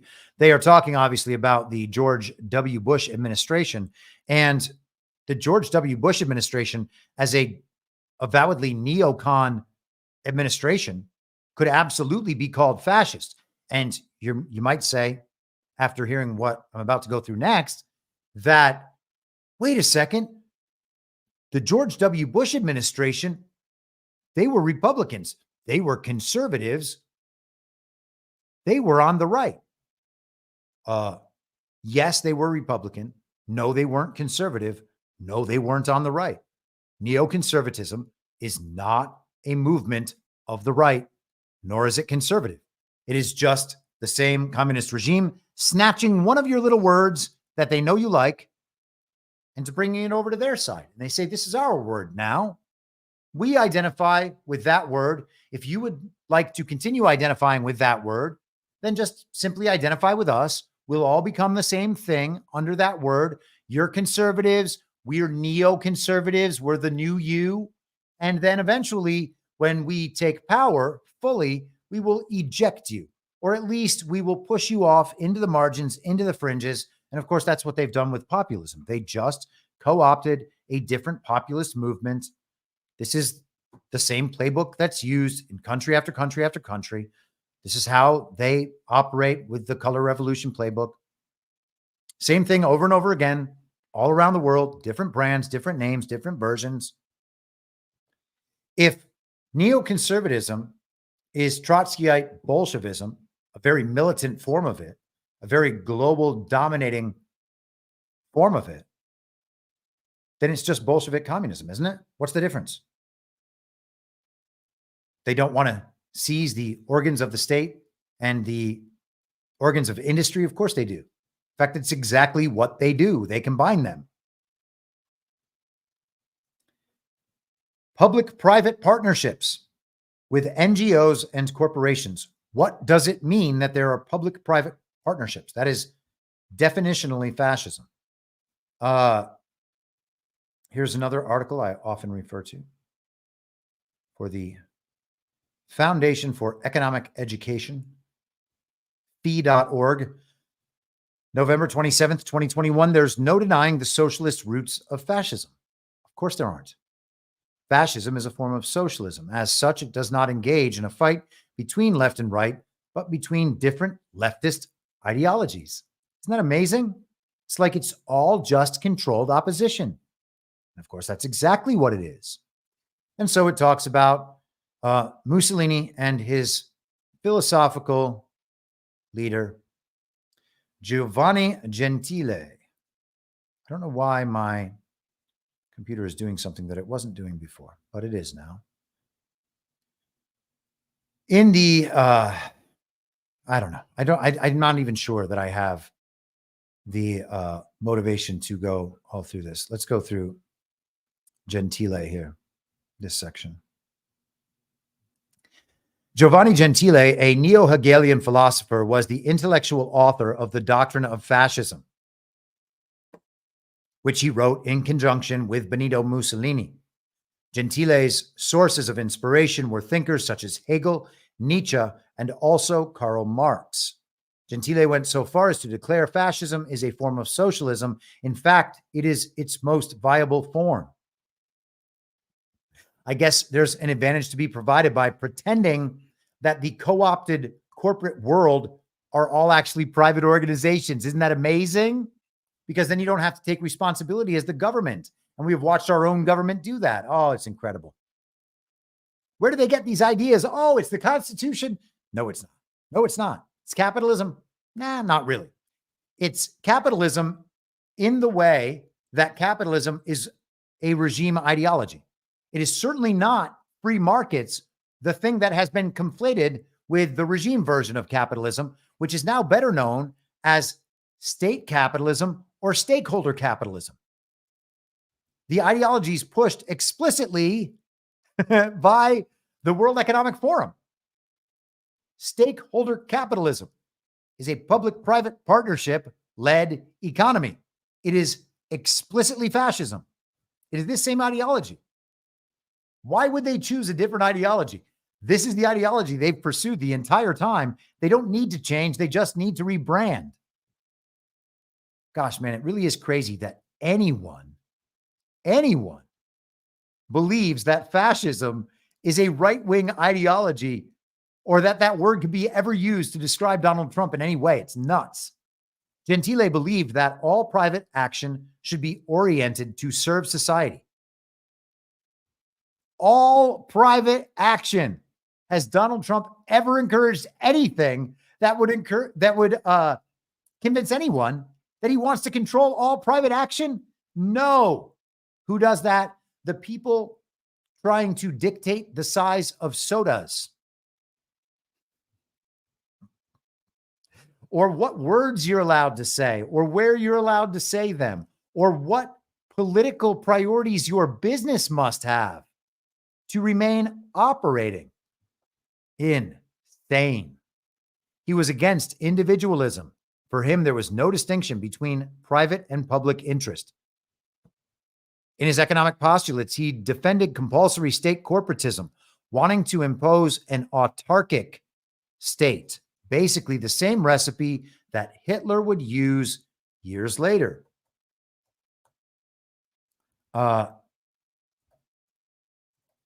Let me find you a simple definition of autarky. An economic system characterized by self-sufficiency and minimal reliance on international trade. It describes a nation or entity that aims to operate independently, producing all necessary goods and services without external support. The term is derived from Greek words autos, meaning self, and archein, meaning to suffice or to be strong enough. So it is basically national self-reliance in production. Is that evil inherently? No, it's not in any way. It also does not require state corporatism. All it requires is using trade for leverage the way Donald Trump does. It is not, quote unquote, free trade. It doesn't bar any trade. It just suggests that for our country to remain strong and solvent, we need to be self-sufficient, because then our foreign policy isn't tied up in the material needs we have that can only be provided by other countries. It is an entirely rational point of view. And it's maybe an aspect of this particular philosophy, but it does not require compulsory state corporatism. And that's the part that goes in with Gentile. A basic aspect of Gentile's logic is that liberal democracy was harmful because it was focused on the individual, which led to selfishness. He defended true democracy, in which the individual should be subordinated to the state. In that sense, he promoted planned economies in which it was the government that determined what, how much, and how to produce. Has Donald Trump had any leanings in that direction at any point? I have never seen that. I see a full planned economy by the Uniparty on behalf of the global regime, on behalf of the global governing bodies. I don't think anyone would even dispute that. How could that be disputed? Their specific economic agenda is stakeholder capitalism. It is only capitalist to the extent that everyone who is not under the umbrella of protection, all of those chosen as losers, are welcome to compete to get into that umbrella of protection. But to do that, they have to serve the state in any way without the state forcing them to. That is not a free market economy. Gentile and another group of philosophers created the myth of socialist nationalism, in which a country well directed by a superior group, you mean like a bunch of experts, for instance, trust the experts, could subsist without international trade as long as all individuals submitted to the designs of the government. That's not actually what's required. They wanted submission to the government. They wanted submission to the experts, but you don't actually need that. The aim, the actual free markets can produce what is needed in a country with manpower and innovation and resources. That's what it means to make America great. America is perfectly capable of greatness along those lines. Without international trade, as long as all individuals submitted to the designs of the government, the aim was to create a corporate state. Donald Trump, anyone? No, of course not. It must be remembered that Mussolini came from the traditional Italian Socialist Party, but due to the rupture with this traditional Marxist movement and due to the strong nationalist sentiment that prevailed at the time, the bases for creating the new nationalist socialism, which they called fascism, were overturned. Fascism nationalized the arms industry, however, unlike traditional socialism. It did not consider that the state should own all the means of production, but more that it should dominate them. That's what we already have. That's not what Donald Trump put in place. That is what the Uniparty put in place. The owners of industries could keep their businesses, quote unquote, as long as they served the directives of the state. These business owners were supervised by public officials and paid high taxes. Essentially, quote unquote private property was no longer a thing. Has Donald Trump ever suggested anything, even in the ballpark of any of this? The answer, of course, is no. It also established the tax on capital, the confiscation of goods, of religious congregations, and the abolition of episcopal rents. Does that sound like Donald Trump? No, it sounds like the Uniparty. Statism was the key to everything. Thanks to the nationalist and collectivist discourse, all the efforts of the citizens had to be in favor of the state. Again, nothing in common whatsoever with Donald Trump. None of it has anything in common with the Make America First movement, with Agenda 47. None of it. It just doesn't. Let's go to one last very elite global organization, the Council on Foreign Relations. You can't get a more globalist-oriented organization than the Council on Foreign Relations. April 14th, 2023. What does fascism really mean? What is fascism? What does fascism mean? Many experts agree that fascism is a mass political movement that emphasizes extreme nationalism, militarism, and the supremacy of the nation over the individual. This model of government stands in contrast to liberal democracies that support individual rights, competitive elections, and political dissent. And again, if you can parse this in regime speak, they consider elections totally controlled by them to be competitive elections. What they mean by competitive elections is you will give us everything we need to win elections over you. In many ways, fascist regimes are revolutionary in nature. These are the sort of definitions found by John Kelly. They just don't actually happen to represent fascism. In many ways, fascist regimes are revolutionary in nature. They advocate for the overthrow of existing systems of government and the persecution of political enemies. However, such regimes are also highly conservative in their championing of traditional values. So they have set this definition up in the exact way John Kelly and Jeffrey Goldberg and the rest of these neoconservative uniparty regime communists get to use as a cudgel against Donald Trump and his supporters, despite none of that being the actual definitional fascism. It's just an inversion. They are using the inversion so they can then make the rest of the story stick to Donald Trump while he is making the rest of that story stick to these uniparty communists. And that is what's happening, by the way. Extreme nationalism, cult of personality, popular mobilization. All of these things are now fascism. No.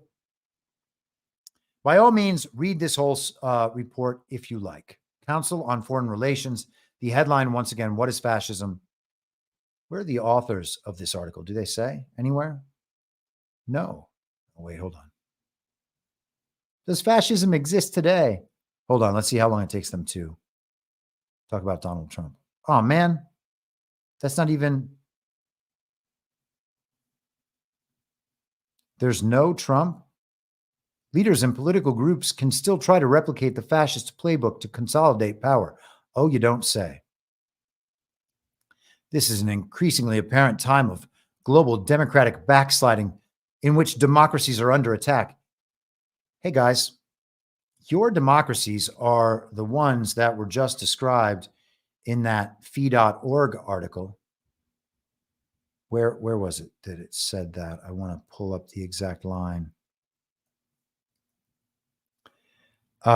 He defended true democracy in which the individual should be subordinated to the state.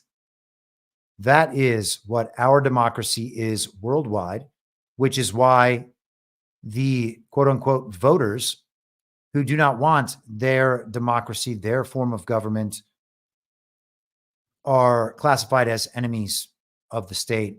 And they are, of course, trying to invert that claim right now that Donald Trump is making about them specifically, and certainly not about the American people who happen to disagree with Donald Trump, generally because of their communism, brainwash, and overall retardation. But hopefully they will be redeemed at some point. We can all be redeemable communists. We must hope. We must hope. Before we leave the topic completely, actually, you know what? I'm going to save some of this for tomorrow, I think. Maybe we'll do some geopolitics and international stuff tomorrow because the BRICS conference is going on right now. And that's big. Let's stick. Oh, wait. I really want to play a couple video clips and just go through these really quick because, of course, you have to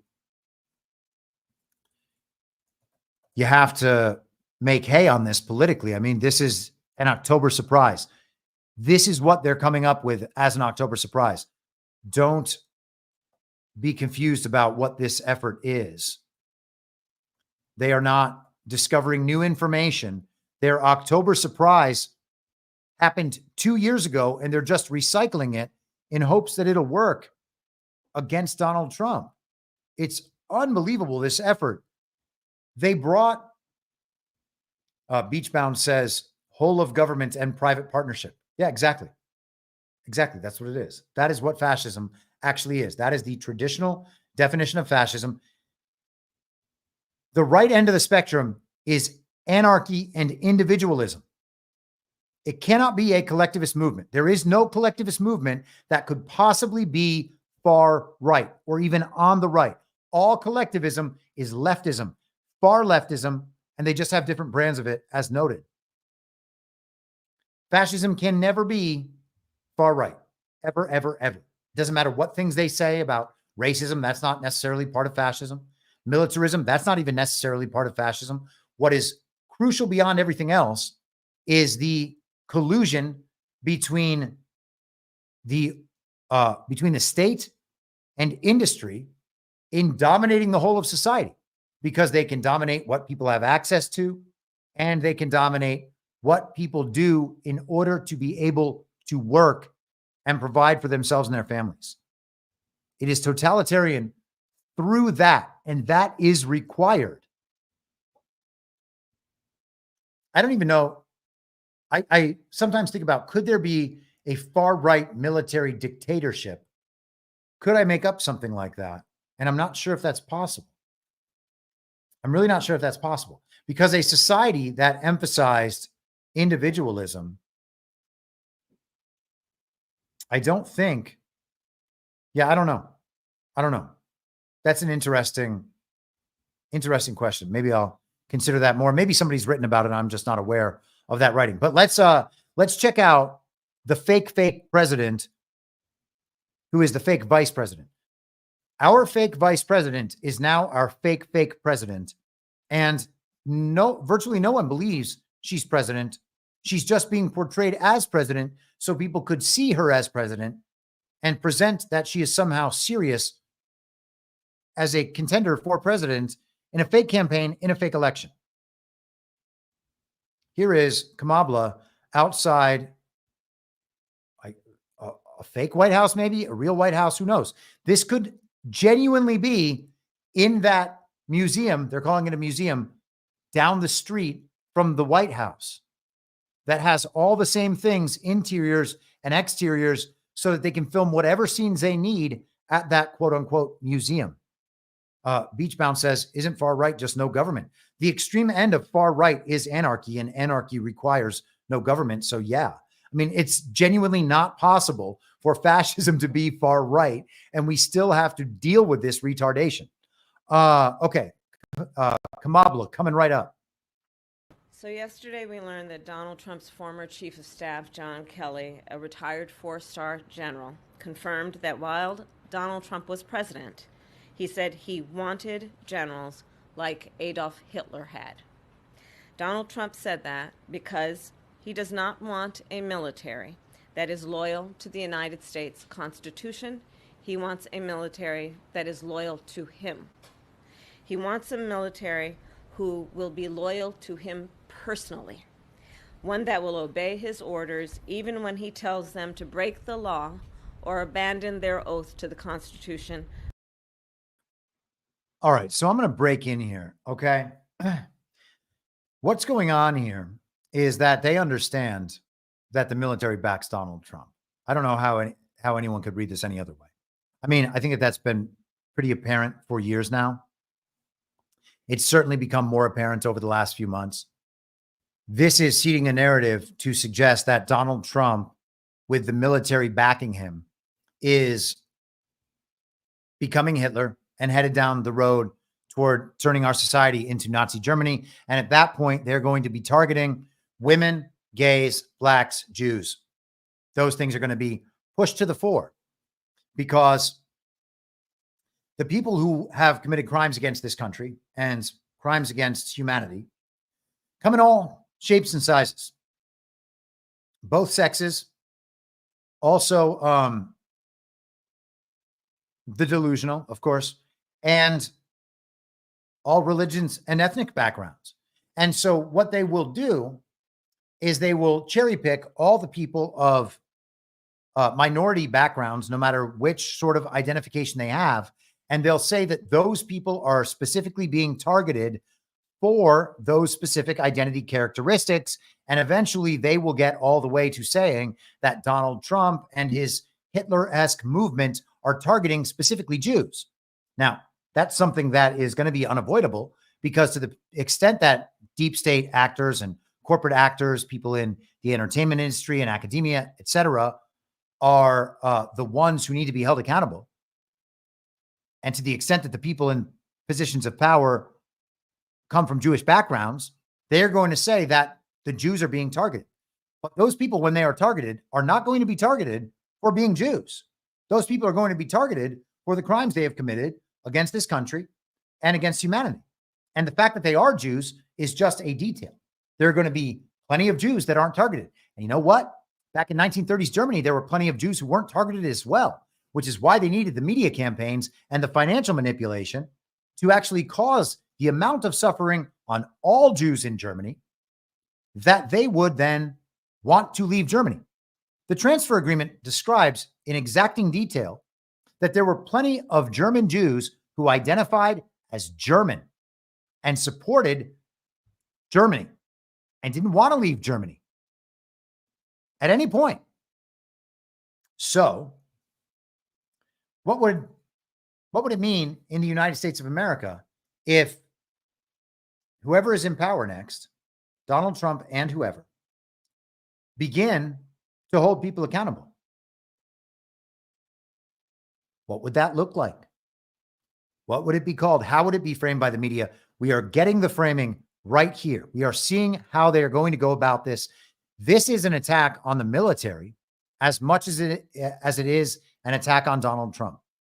She is suggesting that Donald Trump, with his generals, the ones who are actually faithful to the Constitution, would be the ones who are in thrall to this charismatic authoritarian dictator and doing whatever he wants, the next Hitler. That is what they are doing here. Been talking about it for a long time. Beachbound says, can't picture JD doing that. Don't know what that means. Sorry. Maybe you can explain. I don't, can't picture JD doing what? I don't know. They are prefacing and seeding a picture they will have to paint later as Trump taking control of the military, as can't picture JD holding people accountable. Yeah, man, maybe holding people accountable isn't how we get through this. Maybe the opportunity for this playbook to be played out is and to be exploited again. Maybe they believe that would be successful and they're not interested in the accountability project. We're just going to have to see. I mean, the status of JD Vance is going to have to be determined in the future. I don't know why anyone gives this guy a free pass. I don't. Maybe he's a wonderful guy. I'm not even trying to say bad things about him. I'm just saying no free passes. It's pretty simple. Let's continue with Kamabla. United States. In just the past week, Donald Trump has repeatedly called his fellow Americans the enemy from within, and even said that he would use the United States military to go after American citizens. And let's be clear about who he considers to be the enemy from within.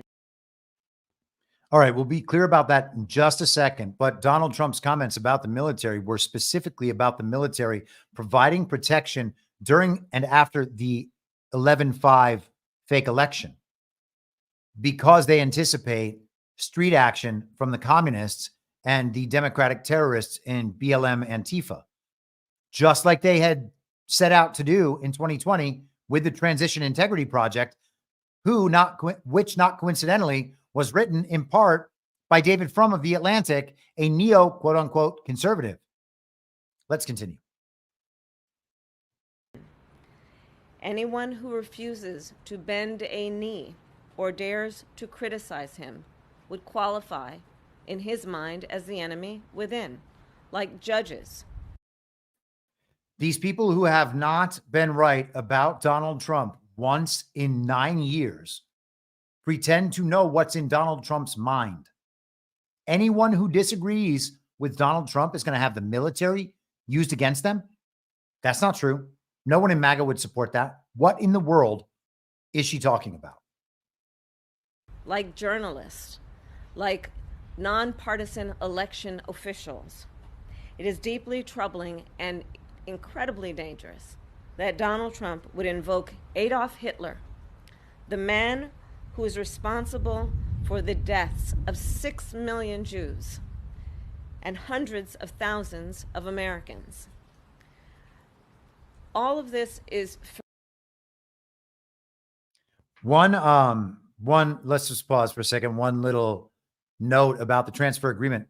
They talk specifically in the transfer agreement about how 1/3 of the people transported to Palestine would die on the journey and 1/3 would return to Europe. Just saying. further evidence for the American people of who Donald Trump really is. This is a window into who Donald Trump really is, from the people who know him best, from the people who worked with him side by side in the Oval Office and in the Situation Room. How in the world are those the people who know Donald Trump best? John Kelly is one of the people who knows Donald Trump best. These are just some quotations from a dude who doesn't even know what fascism is. Who cares what John Kelly says? Why would anyone care what John Kelly says? And what kind of person would believe Kamala Harris when she says that these are the people who know Donald Trump the best and were in the Situation Room with him? That's preposterous. And it is clear from John Kelly's words that Donald Trump is someone who, I quote, certainly falls into the general definition of fascist, who in fact vowed to be a dictator on day one and vowed to use the military as his personal militia to carry out his personal and political vendettas. In the days of the founding, the militia was not actually the U.S. military. They didn't want standing armies back then. There was supposed to be a militia in each state that could be called to action, and they would combine to protect the country. But there was explicitly not supposed to be a standing army. And it would be a wonderful world if we could get back to that point. I hope that we can. Maybe there's a route to doing that. And that's no offense against the military and no slight to them whatsoever. It's just there's a reason why some of the people involved with the founding didn't want that. And it's because they could eventually take over the country and create regimes like the one we suffer under now. Let's continue. Donald Trump is increasingly unhinged and unstable. And in a second term, people like John Kelly would not be there to be the guardrails against his propensities and his actions. Those who once tried to stop him from pursuing his worst impulses would no longer be there, and no longer be there to rein him in. So the bottom line is this. We know what Donald Trump wants. He wants unchecked power. The question in 13 days will be, what do the American people want? Thank you. Oh, wait, hold on. Let's watch the end of this. So they're asking questions and she just disappears. what a stupid, insignificant woman she is. It's amazing. And yeah, what can you say about that? The choice is, what does America want? What does America want?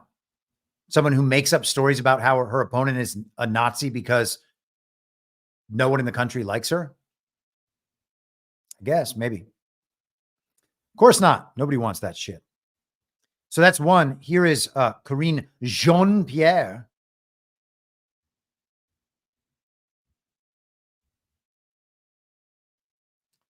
Wait, did I lose Karine? Oh, we got to get Karine. Actually, you know what? I meant to play this clip before. This is just a bit from Fox News refuting. Actually, let's skip that clip. Who cares? This is the Guillen refutation of the Goldberg story, but we kind of already went through that, and everyone gets it. I mean, what do we need to do? Like, beat a dead horse? Does anyone believe any of this nonsense? It's all just so crazy at this point. Sometimes I wonder if I make a mistake by even giving it too much time doing this. But, you know, these are the topics that people are dealing with in their own lives and conversations. And one of my priorities in doing this show is to provide a perspective and provide a refutation of exactly that. I want people to be able to go into their family functions, community events, their workplace, whatever it is, where these commies are yapping, and be prepared to defend themselves in these positions and call these commies out and make it so they'll just stop lying in public. There has to be social blowback. That is what they're waiting for. If someone speaks up and stops them, they'll spaz out, they'll freak out, they'll melt down. If no one else joins in, they will immediately understand they're in the minority and they will stop the behavior.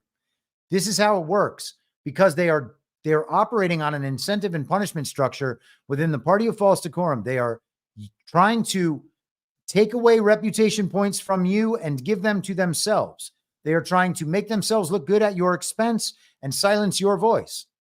If they are not able to do that, and in fact, every time they open their mouth now, they are losing social reputation points, and you're getting them, and everybody else can see who the person is who's wrong about all this stuff.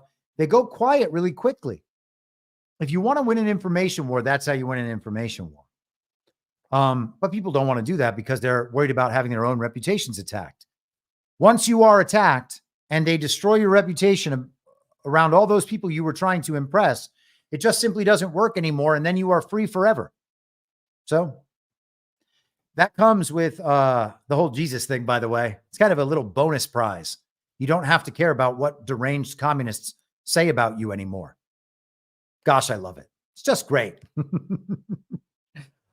Here's Karine Jean-Pierre.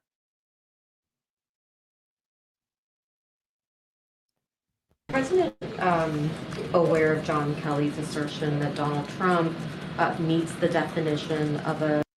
Is he aware? Is the president aware? Is Joe Biden aware of this story that Jeffrey Goldberg brought up last night, even though it's 2 years old? Is the president aware, and does he have anything important to say about it? It's always this chick asking the scripted questions, too.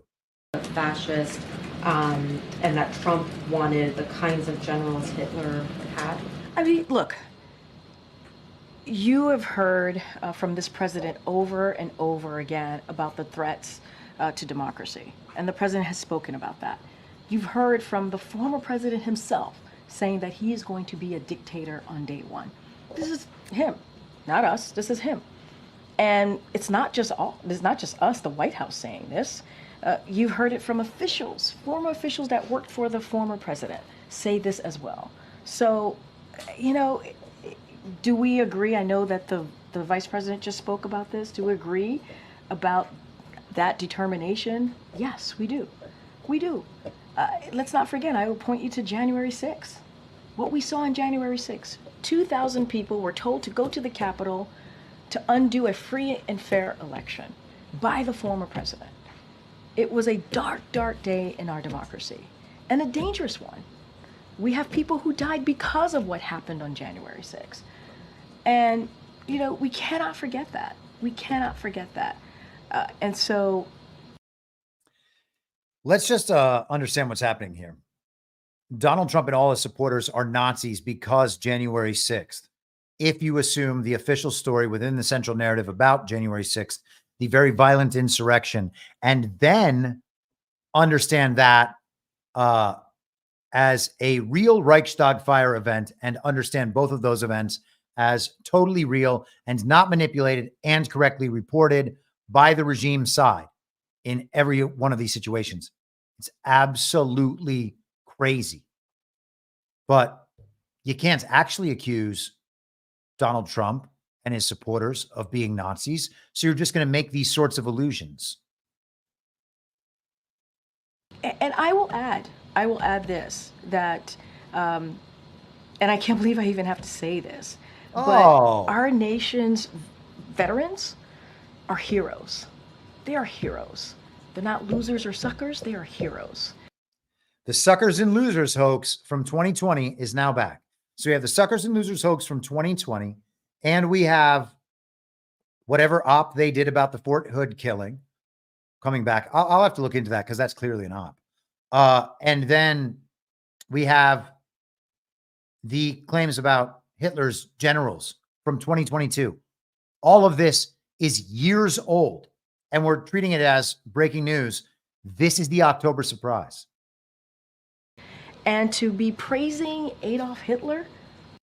And it's worth mentioning, by the way, that what they're going to do is manipulate polls down and then blame it on this and say, you know, I think the country's just really responding to these recent claims by Jeffrey Goldberg in The Atlantic about how Donald Trump wants Hitler's generals and the enemies within and blah, blah, blah. The polls are going down. Donald Trump, he's losing his chance to defeat Kamala Harris. And it's all on the basis of this story.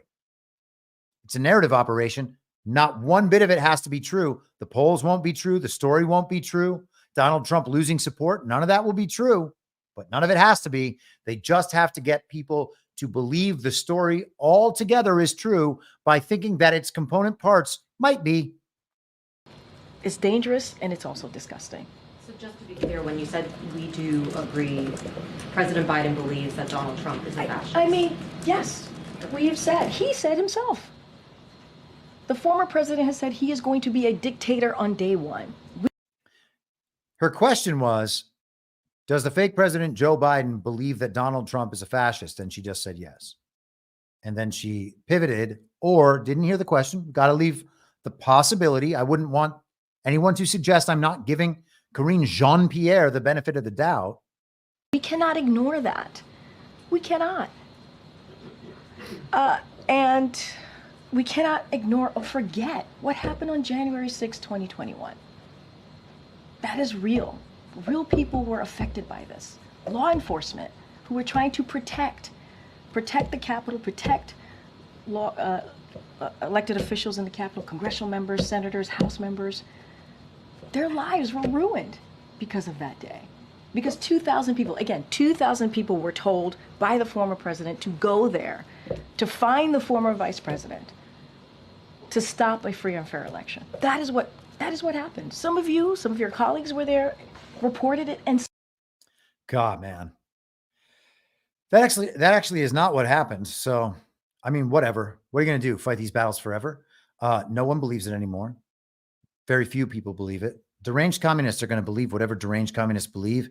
And what deranged communists believe is always going to be exactly what the television tells them to believe. There's nothing else beyond that. So, you know, you can't worry about that stuff. In the chat, Beachbound asked,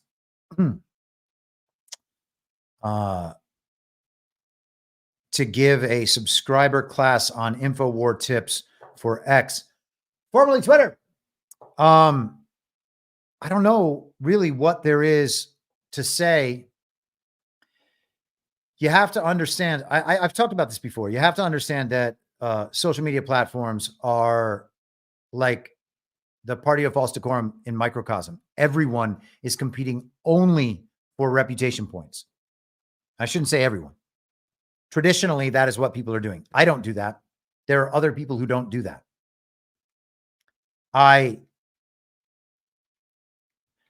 Perhaps I should rephrase that. I don't compete to enhance my reputation. I don't try to grow my reputation by appeasing those with higher reputation scores than I have.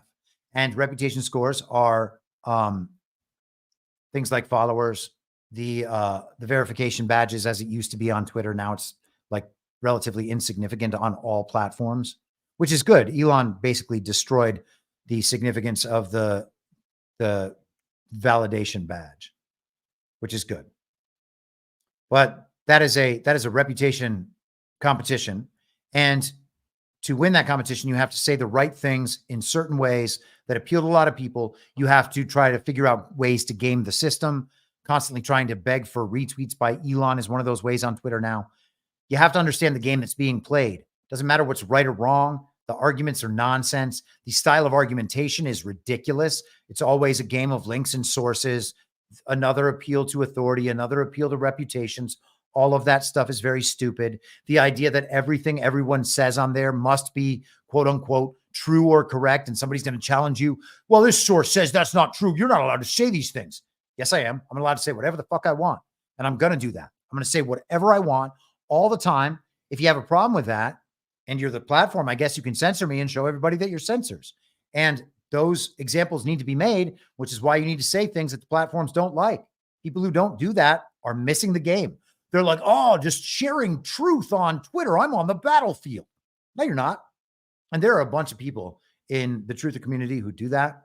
There are people who are, in my general orbit who do that. It's pathetic. That's not being on the battlefield. That's not waging information war. I don't even know what people think they're doing. They're just reposting stuff other people reposted and begging for social media points. It's stupid. It's not helpful. I mean, whatever. This is my point of view, right? There are going to be other people who are like, everybody needs to be involved. That's how we get the message out. Okay. Is it? Why are we, if that is the purpose, why are we continually recycling old narratives, years old narratives, and pushing them out there on behalf of mainstream media figures who now call themselves independent media figures, despite the fact that they are still making mainstream media money and pushing mainstream media narratives? Is it helpful to just spend your day reposting Dan Bongino and Tucker Carlson clips? And again, not casting aspersions on those guys. I hope both of them are good guys. I hope that gets proven by the end of this whole thing. I would love to be wrong and be able to say, man, I hope those, I wish I had known. I wish I had realized that those guys were good the whole time. I wish I had given them more of the benefit of the doubt than I gave them. And the truth is, I do give them some substantial benefit of the doubt, or I would just be going after them all the time because they are such prominent figures who dominate the conversation mostly by lying to millions of people at a time. If it's all for a great cause, fine. Someone's actually going to have to make an argument at some point. The morality of lying to millions of people at once for years at a time, keeping them stuck in a false reality created by those lies. Maybe it's moral. I just don't see how. But reposting those people constantly and talking 24 hours a day about whatever stories those people are focused on, that's not waging an info war. It's not doing what you're doing on a battlefield. That is just helping the enemy side disseminate their messaging. So, yeah, I don't know, man. Once you step outside of that reputation game, it becomes a completely different thing on social media. Just say the truth to these people all the time. There is no reason to believe that someone with a lot of followers is more powerful unless you are worried about being attacked by that person's followers.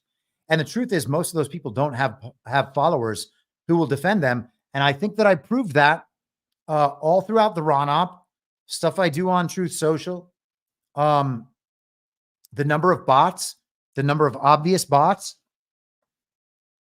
If you are scared of someone's followers attacking you and saying mean things about you, then you're not on a battlefield, right? If you're not prepared to take incoming, then you're not on a battlefield. I don't know why people deceive themselves about these things. And I get that we want all hands on deck when it comes to disseminating messages. But if you're just disseminating mainstream messages, then you're not on a battlefield.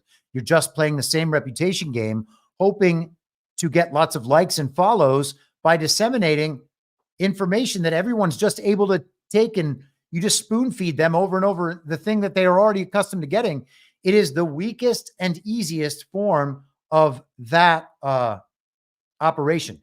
You will notice that when I am posting, I don't give one shit about whether or not people are going to like it, including people who are my friends. Okay. I say what I'm going to say. And if you do that, then you will remove yourself from the reputation game. That is the only way to do it. And it's honestly what people should be doing anyway. Support the truth, defend what you're saying, and let the chips fall. I don't know. So that is my social media advice. I worked in social media management for celebrities and brands. I know how the game is played. Do any of my peers have that experience? No, they don't. Do they study social media? No, they don't. Do they know how these things operate? No, not really. They're just following the same program everyone else is following and trying to win retard points on legacy media apps. Why is it that none of them have left Twitter? It's crazy to me. I don't know, man. You know, this is my own axe to grind, and that's fine. And people think that I go overboard with it, and we all just need to unify and support each other. Well, no, we don't. Are people telling the truth about what's going on? No, they're not. So why would I support them? And they can think the same thing about me, by the way. These are the people who like go after me for calling things fake. Like, it's not like I'm getting defended by these people who are like, you're supposed to be on our side. Really? Are you on my side? Because it doesn't seem like it. So what am I supposed to defend you just because? Pass. Pass. Don't need it. Don't want it. Didn't ask for it. Fine. Getting attacked. We're going to get attacked. I'm going to get attacked after 11/5.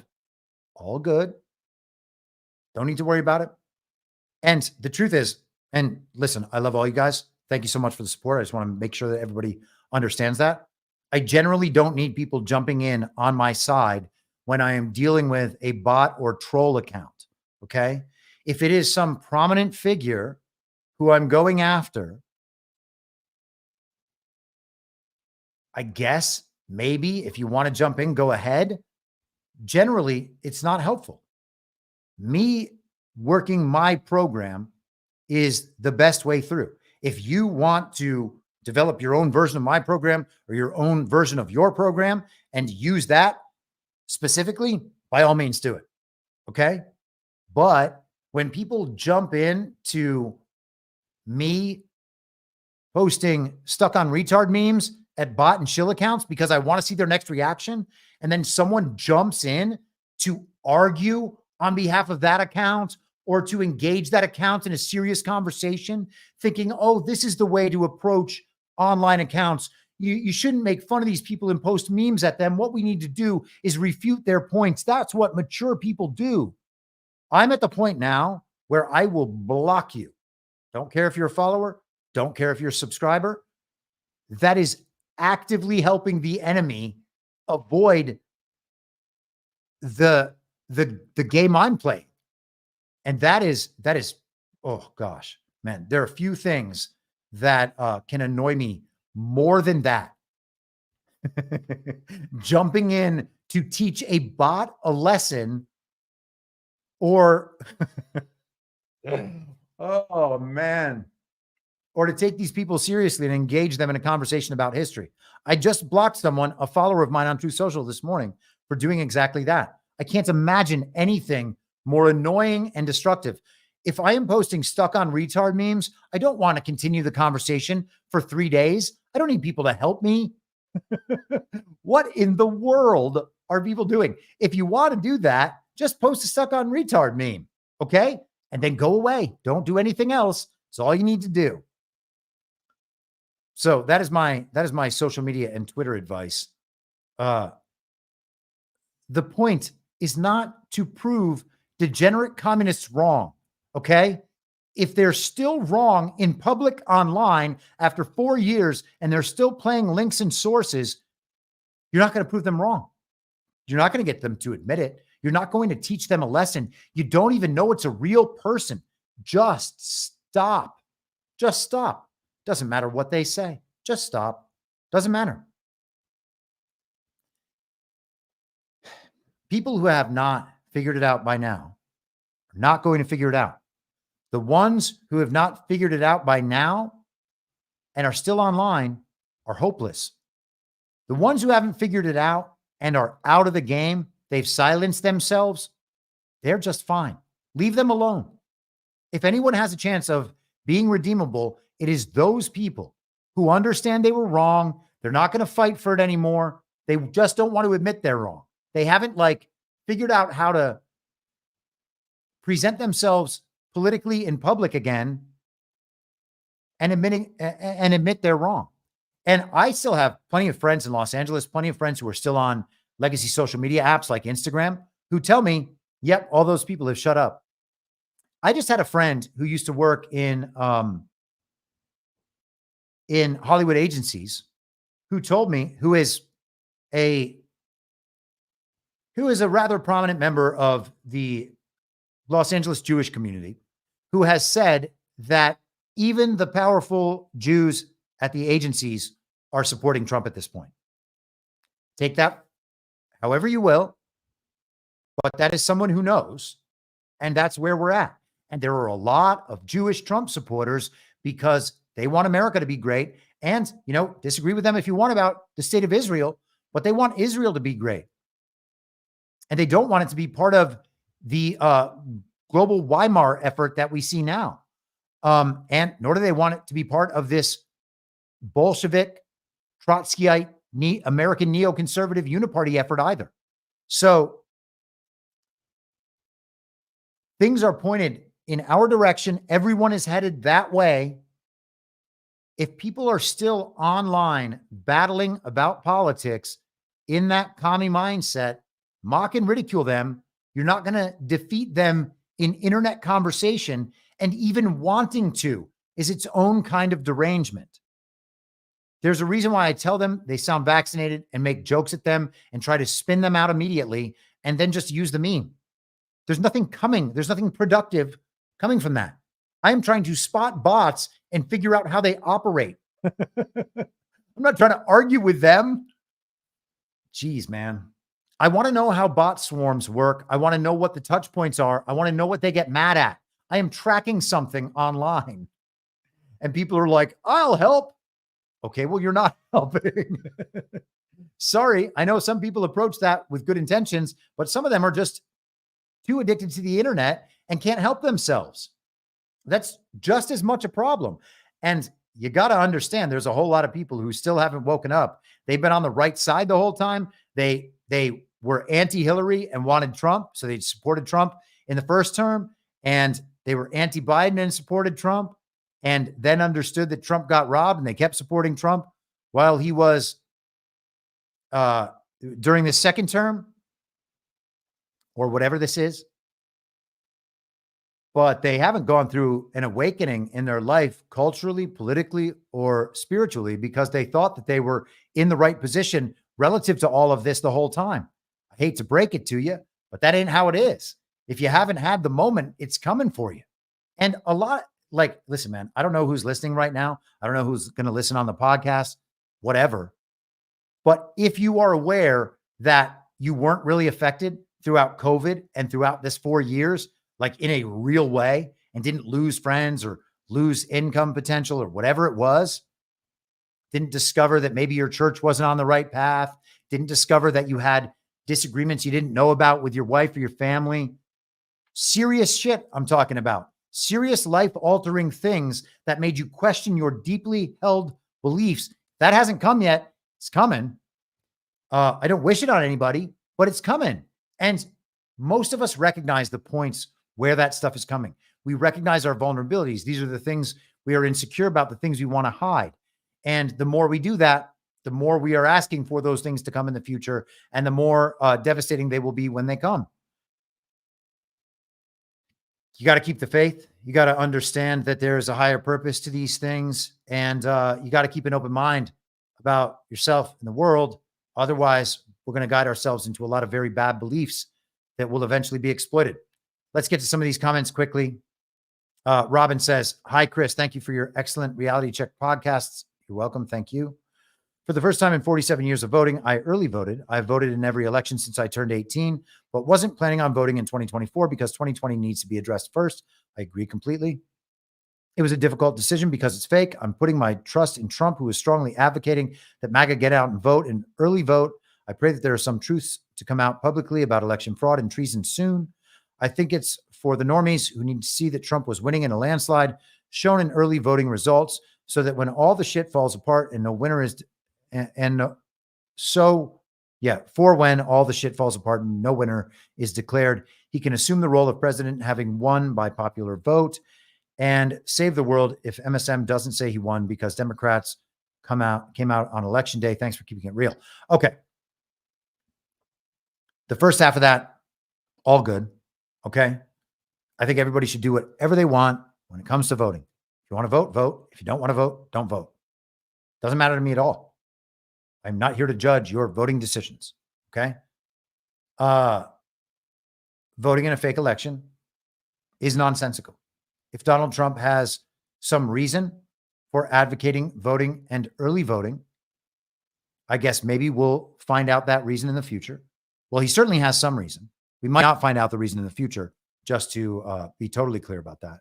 But assuming that it's because the vote will count somehow is a bridge too far for me.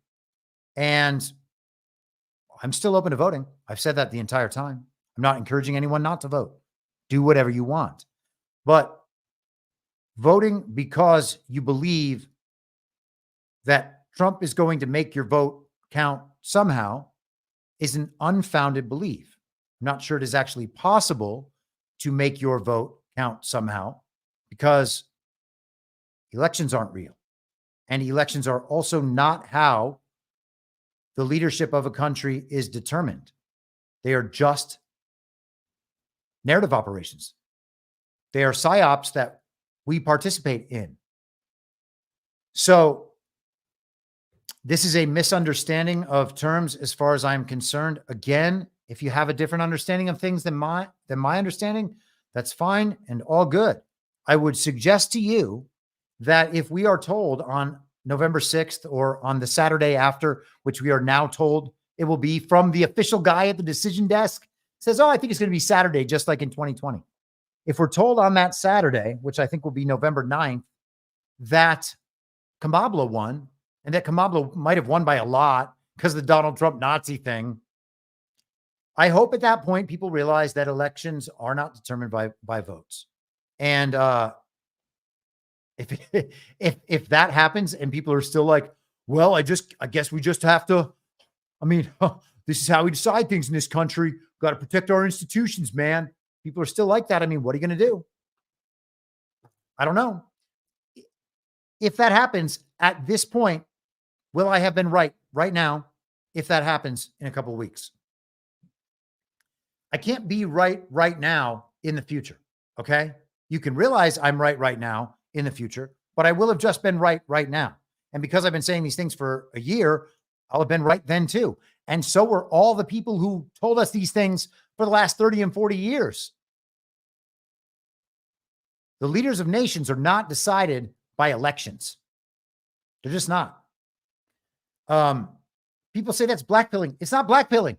We're still going to win. The whole point is understanding what's going on so that we can defeat them in the way they must be defeated, rather than bashing our heads against the wall over and over and over again, trying to defeat them in a way that can never defeat them.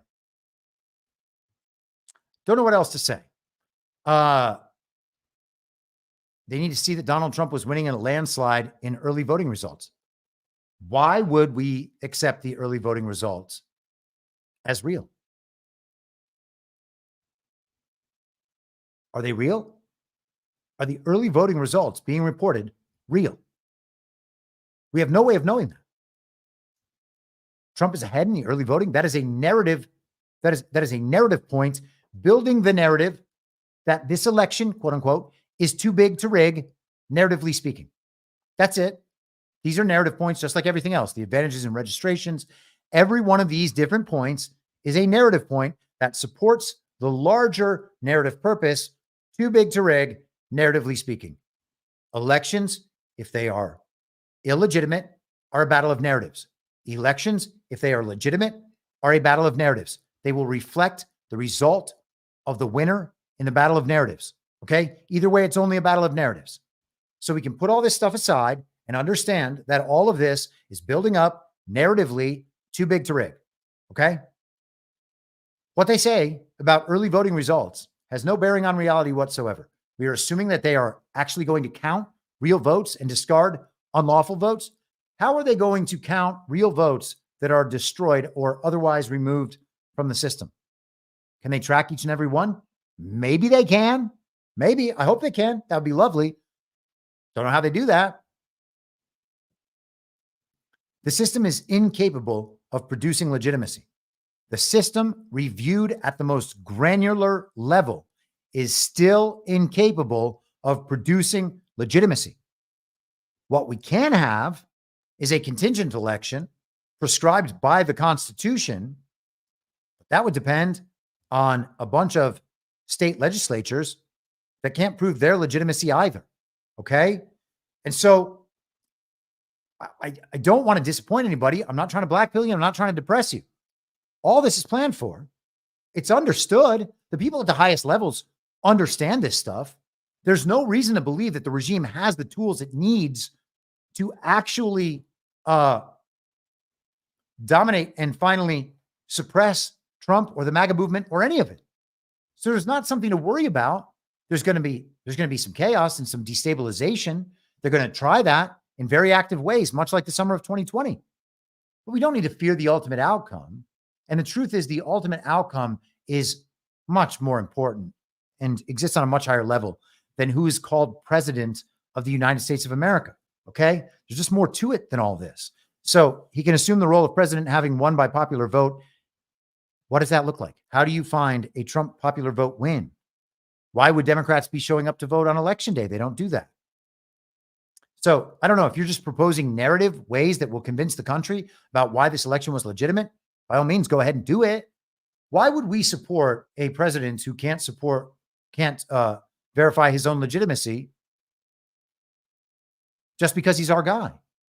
That would just be us throwing out and trampling over all of the principles we've expressed now for nearly 4 years, for over 4 years for many of us, some of us for decades. So, yeah, I'm sorry. It's not for me. I mean, I appreciate you thinking this through. I think a lot of people are having a lot of trouble with this stuff because they want to figure out a way that Trump is going to win the fake election and just take power back and everything's just going to come up sunshine and roses. It doesn't fix elections, doesn't fix what's happening in the states. Something bigger is required. Maybe it's just going to take a much longer time. And hey, man, I mean, got to be down for the cause, down for the fight, however long it takes. All good. But yeah, man, I know a lot of people want to just figure out a way that the TV is going to say Trump wins and we all ride off into the sunset. And if that option presents itself, wonderful. Okay. You want to say I'm being pessimistic? This is the pessimistic outlook. Maybe I'm providing a worst case scenario here. All good. You can say that, but this isn't blackpilling. This isn't pessimistic overall. I'm pessimistic about a viewpoint about this election, which I think is totally irrational and it's totally unjustifiable. I'm not sure it's moral either. So am I pessimistic about that viewpoint? I guess. Am I pessimistic about the project overall? No, not in the least. I don't think Donald Trump needs an election to be back in control. He just needs to be placed back in control. He walked off the stage willingly. He'll walk back on the stage. He wasn't taken out by the result of an election. He was taken out through a decision of people in very, very lofty positions of power and authority. Many of them must be in the military because it doesn't happen without the military. And that's how he's going to come back. Okay. Joe Biden's not a real president. You don't need to transition out of this. And by all means, listen to the episode No Transition a couple of weeks ago. I talk about specifically this. We are thinking in an obsolete paradigm about elections in our country.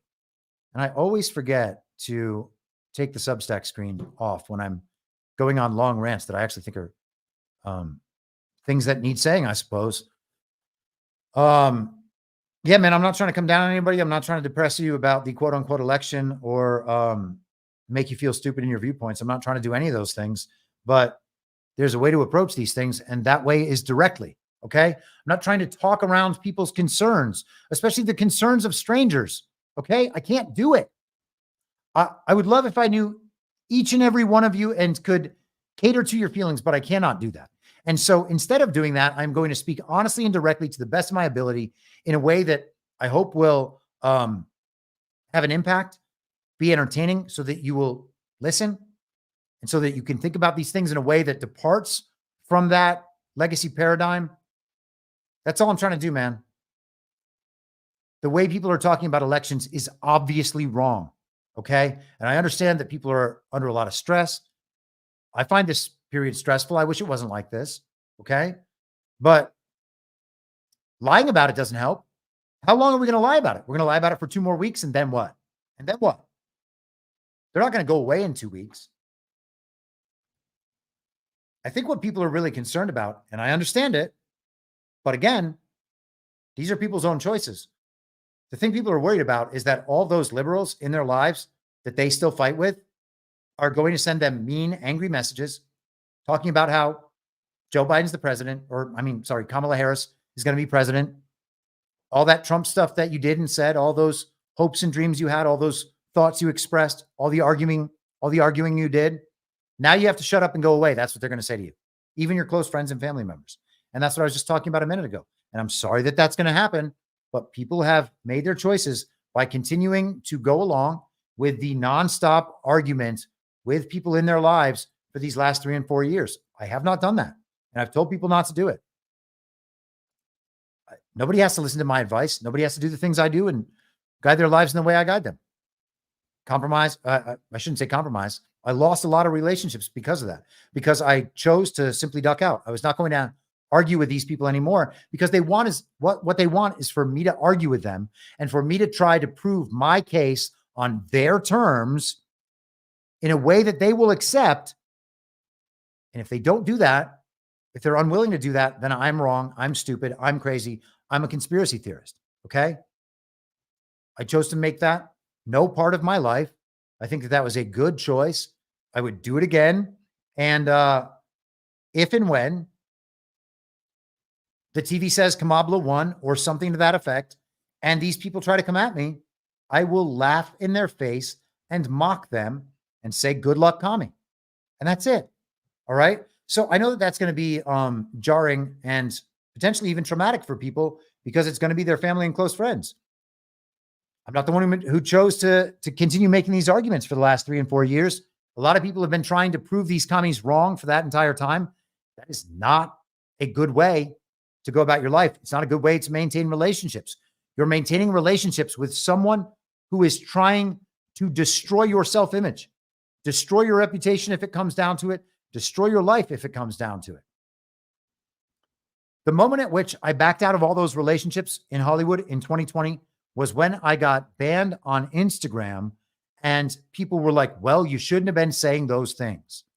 At that point, I realized that if it came to it, these people would absolutely turn me over to the Gestapo if they came knocking at the door. They would say, no, sir, not me. I am 100% on board with you guys. But down there, one of the bad ones is right down there. Go ahead to that person's door, knock on his door, and you'll find exactly who you want. Dave says in the chat, my immediate family has never come back fully, so I'm good until they do. I'm very sorry to hear that, Dave. You don't deserve it. I've experienced some level of that myself.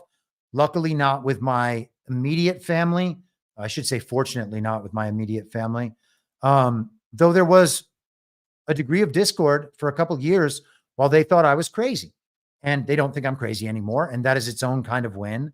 And it's not my motivation to get them to admit that they're wrong.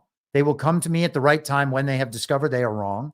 And in the meantime, I just hope that they're prepared for what is to come. I don't wish them hardship, obviously. I suspect there may be moments of that. And, you know, the good thing is I spend all my time thinking about these things. So I will be prepared on their behalf if and when those moments arise. Back to the Substack. 2 questions. How do you keep yourself up to date on current events? And what is your take on what is really happening with the Internet Archive? Okay. Well, let's do the second one first. Dave says, I love them, never argued with them. They just pushed me away. I get it, buddy. I get it. I'm right there with you. I totally understand what you are saying, and I've been there myself.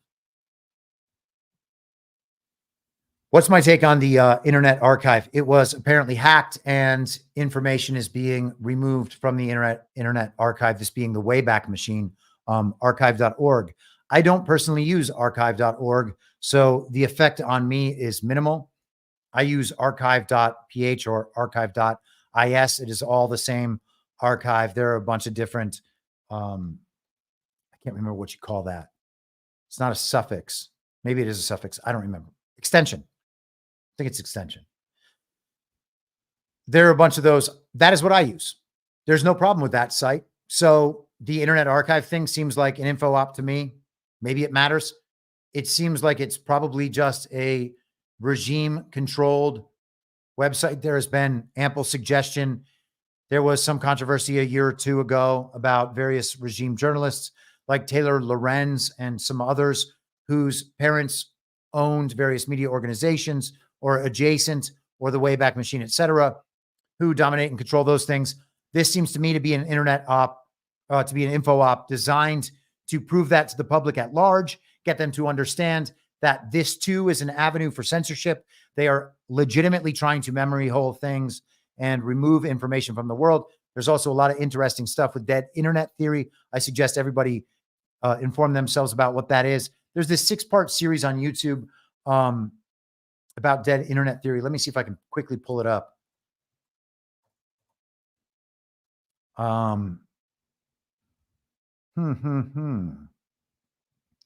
Here we are. The Dead Internet Theory Complete Edition is what it's called. I'm opening that on YouTube now. It is initially arranged in parts. I'm not sure. I think maybe they have them all in one video now, but regardless, the account is called All Time. Okay. So Dead Internet Theory Complete Edition All Time. If you type that into YouTube, you will absolutely find that right away. Maybe there's something to that with the dead internet theory. How do I keep myself up to date with current events? Well, I consume information somewhere around, generally speaking, 10 to 15 hours a day. However long I am up, I am consuming information or producing the podcast, or, I mean, occasionally just taking care of things that I need to do in my life and looking after the people I care about and my dog. But otherwise, I don't know. I mean, it's October 2023. I've done a 5-day per week podcast for 4 years and 2 months so far. The entire time I've maintained that schedule. I took 2 weeks off at the end of 2021 after my friend passed, right before the holidays. I took, I think, a week off, maybe 5 days off in 2022 over the holidays. Last year, I was out of the loop for 5 days. I missed a couple episodes while I was driving across country. I actually am going to miss sometime. I am doing another extended road trip, I believe, and then we'll be out of my normal setup for weeks between the holidays and then with Gart and stuff. So my schedule toward the end of November and December is going to be a little off, and I'm probably going to kind of rearrange things. Doing 5 1 to 2 hour long podcasts per week is unsustainable in the long term, just because of the amount of time and effort each one of them is right now. I'm, as you obviously know, I am no longer spending my time going through the trending topics of the day and emoting about them the way the rest of the podcast sphere seems to seems to do. So it's just not something that I'm going to be able to. I can't do anything else in my life if I'm doing the podcast 5 days a week. It's just not possible. And I think that there are better ways for me to contribute than doing the 5 day long podcast. I promised it to the audience. I promised it to myself that that I would make it through the election doing this schedule. So I will do that, and then I will be reassessing in the end stages this year. But it's going to be more writing. There are books I want to write that I've been putting off writing. There are articles that I want to write that I've put off, and it is all because when I wake up in the morning, my day for the next 9 or 10 hours is devoted to getting a show out and absolutely nothing else, except maybe going for a run or going to the gym, where I listen to information that will inform me about what I want to talk about. So the answer to your question is I spend, generally speaking, 10 to 15 hours a day consuming information. And I've done that since the beginning of COVID.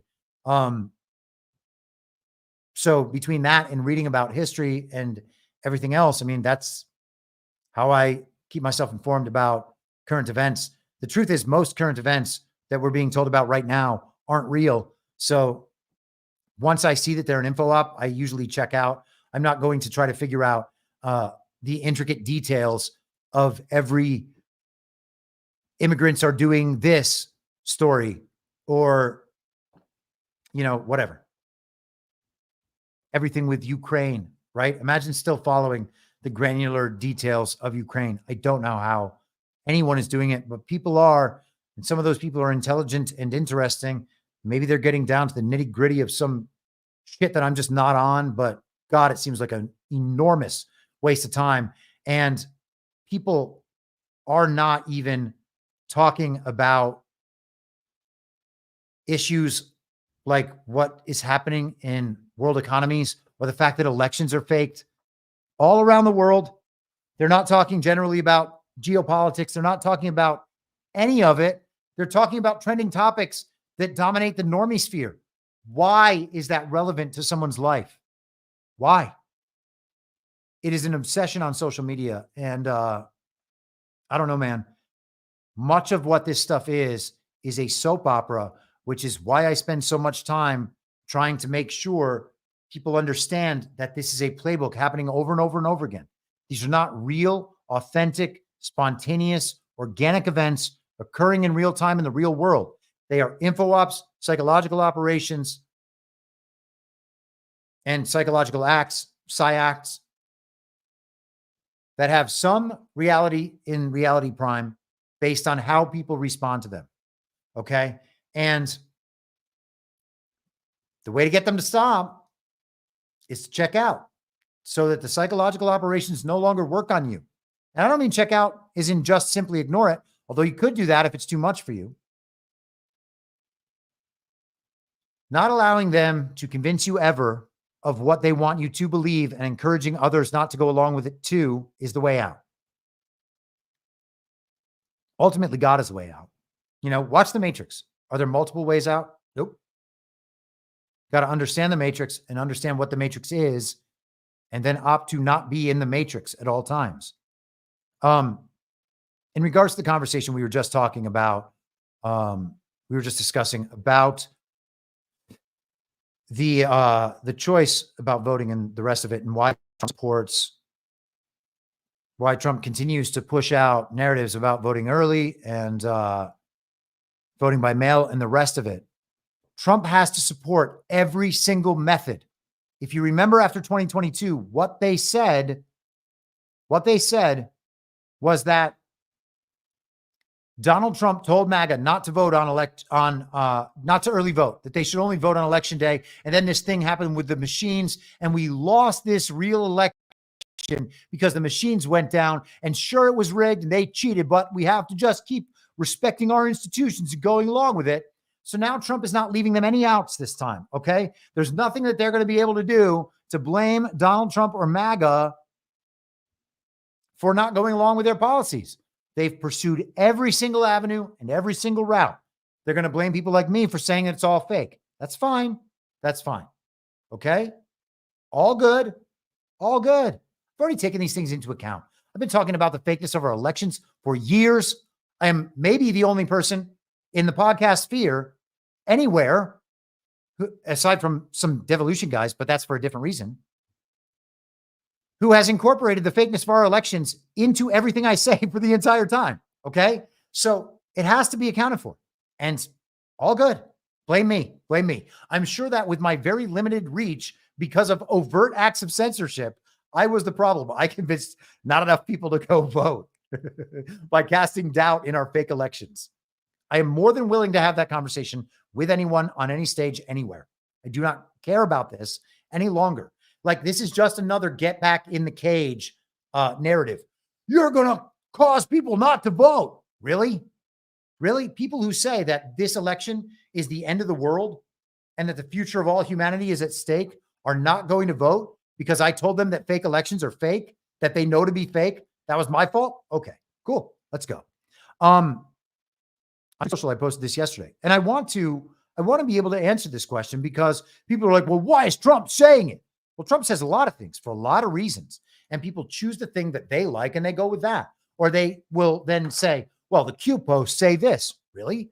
Are your interpretations of the Q posts 100% accurate? Is that what they're saying? I don't know. That's what they're saying. Is the whole Q operation about winning a fake election? I don't think so. So winning the fake election is ultimately a narrative act. That's happening whether or not you go out and vote, right? Nothing can stop what is coming unless you fail to push enough buttons on an iPad attached to a black box down at your local high school gymnasium. That can't be true, right? It's not even about the election in the first place. It's about something much larger. So what are we talking about here? I said Trump is mid-negotiation at all times. The global regime is mid-negotiation at all times. There's always a push and pull. They're trying to get people to do things. Other people are trying to not do the things they want, and they're trying to negotiate some form of stability so that each side gets what it wants a little bit. That's what's happening. That's what's actually happening. That's what's happened all the time. That's what's described in the transfer agreement from 90 years ago. The same negotiations are taking place. I show the negotiations in Venezuela. I show them in Bolivia. I show the same psychological operations happening in Russia and Belarus. I show the same election processes happening in Brazil. We spent all year on this stuff. It's just the same playbook. Yes, it can happen here. It's the same people doing it everywhere. Of course it can happen here. The global regime doesn't think the United States is special, okay? We are special to the extent we provide their labor. Our labor backs their currency, and we are the people who have to go off and die in their wars so that they can control other countries. This dynamic applies to all countries with sovereign nationalist leaders at all times. Why does Trump recommend voting as early as possible, as hard as possible, and making use of every regime method for exploitation? He's eliminating available explanations for outcomes other than massive victory while making it clear that the Uniparty is employing the election psyop, same as always. He points out how our elections are rigged and stolen every day. He says our elections are rigged and stolen for 4 years. He said these methods don't work. So he also says everyone should go vote early, and everyone concludes, well, we have to go do that because Trump says it. What did you do when Trump said we should get the vaccine? And I wrote, it's the same as when he said Guaido was the real president of Venezuela or endorsed Lindsey Graham. One side pushes for him to support various things. He extracts concessions while doing so, improving his position as well as that of the American people, and then stands back while the people determine the proper course for themselves. It's specifically tailored to wake people up and help them avoid bad outcomes by thinking for themselves. You're going to get rugged over and over again until you stop getting rugged. The way to stop getting rugged is to stop stepping on rugs. If you think that the entire solution is going to be on 11.5, you got a rug coming. You stepped on a rug, okay? It's not me pulling it. I'm not the one being pessimistic. I'm not blackpilling you. I'm telling you, if you're going to step on a rug, the rug's going to get pulled. If Donald Trump directs you to step onto that rug, it's your choice as to whether to step on it or not. If you're choosing to step on it, you're going to get rugged. It's specifically tailored to wake people up. That is what the rug does. Okay. Instead, people just obey what they decide he really supports. And I use the Drake meme here. He says no to, this is MAGA saying, no, not listening to Trump right now. Trump says the vaccine is good, but I've done my research. How many people said that? It's actually kind of a a badge of honor. Look, we're not in a cult. But Trump says, vote as hard as possible. Then you say, well, there must be a reason why he's saying that. Sure, there's a reason. How about the reason I just proposed? Which one sounds more rational? The thing I just said that I can prove in the world over and over and over again all the time that Trump obviously does, or some made up scenario about how voting is actually going to work, even though it doesn't work that way.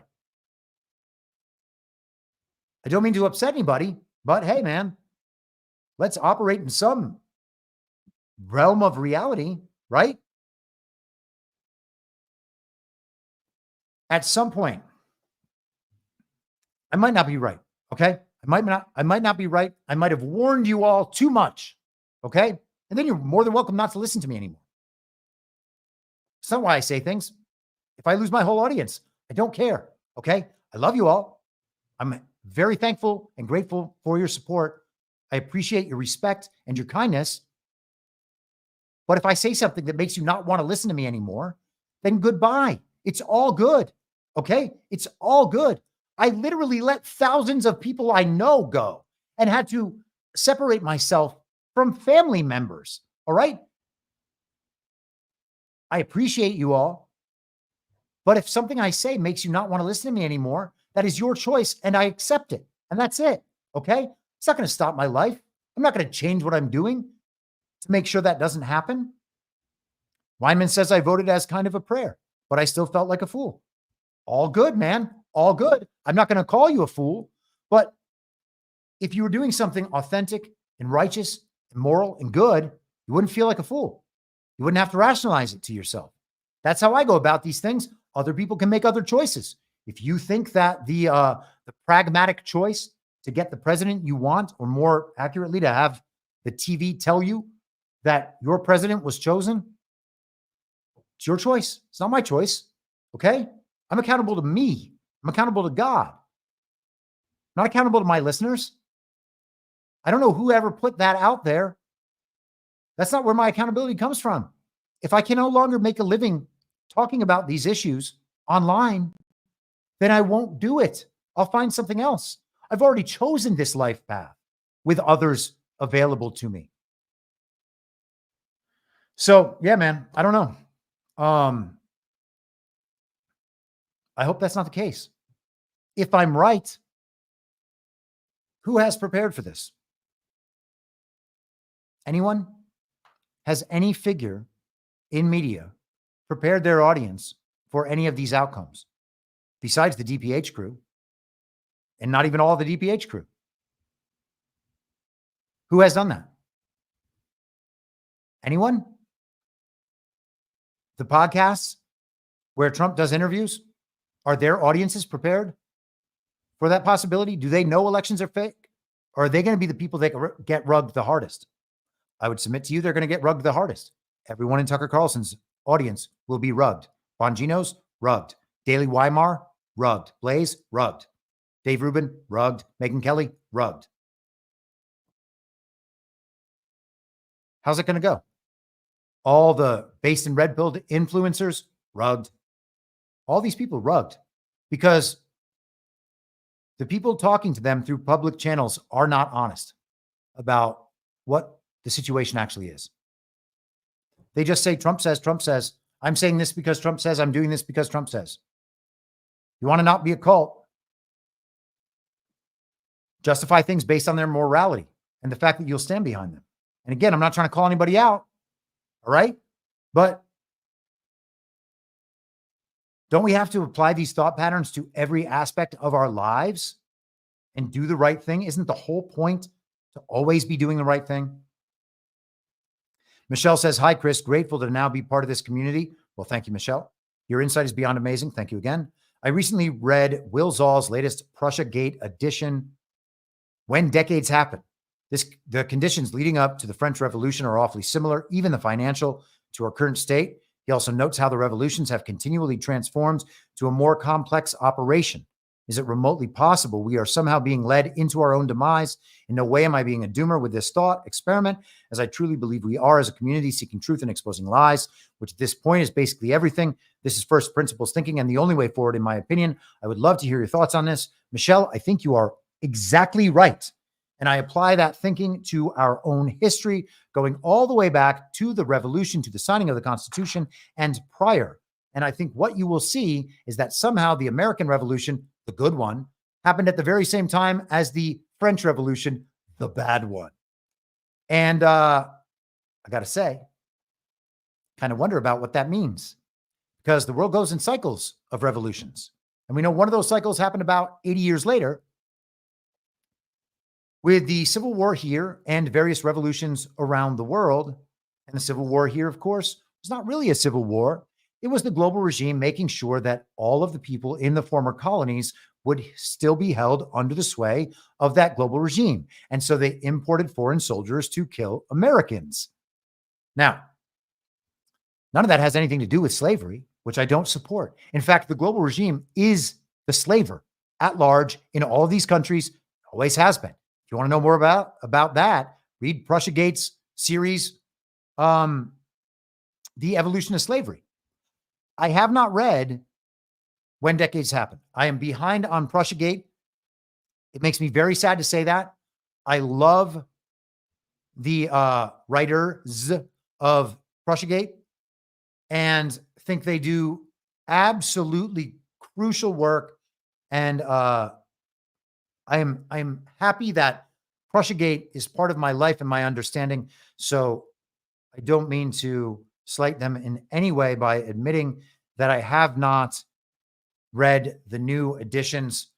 Okay. I believe that's all the questions on the Substack.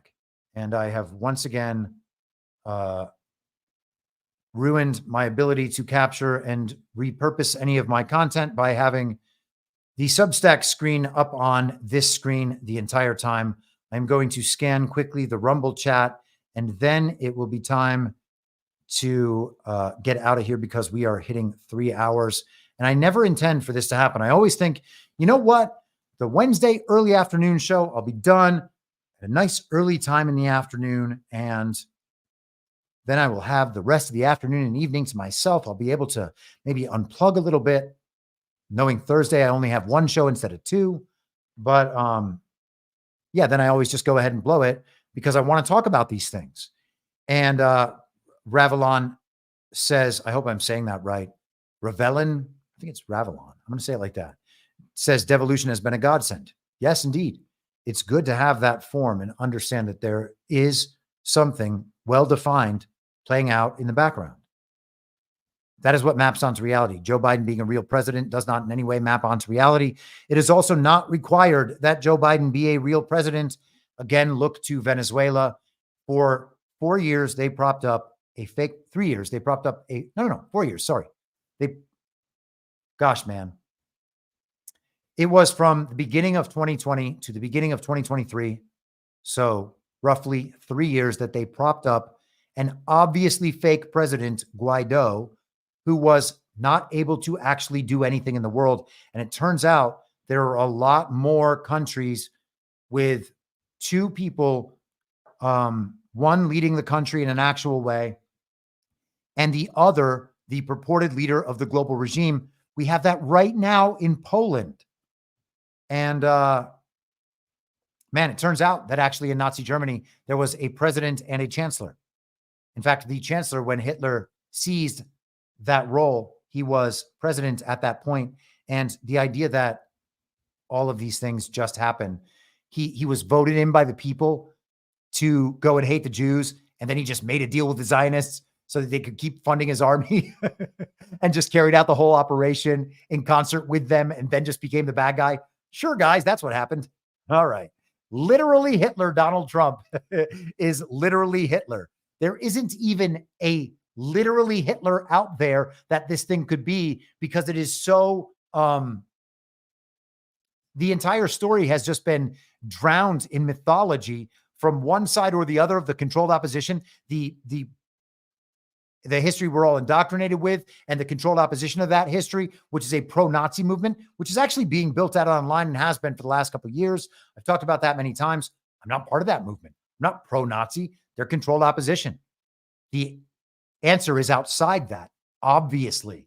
And yeah, man, what an absolute shit show all of this is, based on decades of lies and brainwashing.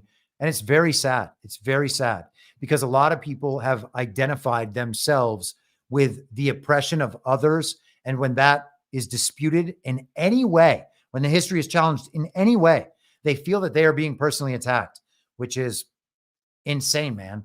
Like, I cannot imagine getting upset at mafia movies or The Sopranos because I'm half Italian. Gosh, what a ridiculous thing that would be. What are those good portrayals of Italians? No, they're just portrayed as part of the same globalist mob. And it is a mafia. It always has been. Guess where it started? Basically, Ukraine. Who were those people? Well, you know, I guess you can find out. Literally Hitler. Everyone is literally Hitler unless you believe with the history. Oh man, I fucked it up there right at the end. Shit.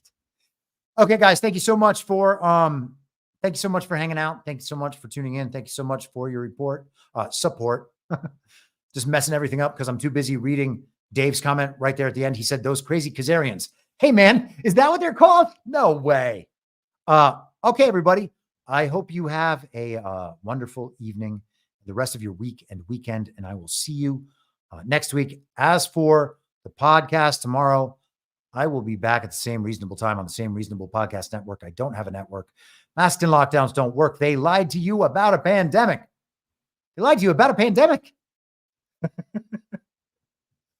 Everybody's going to die. Oh, also, we're lying. Crazy. Why believe anything? Erase it all. Start from zero. Start over. It's okay. We've all been wrong. We were all had. They fooled us all.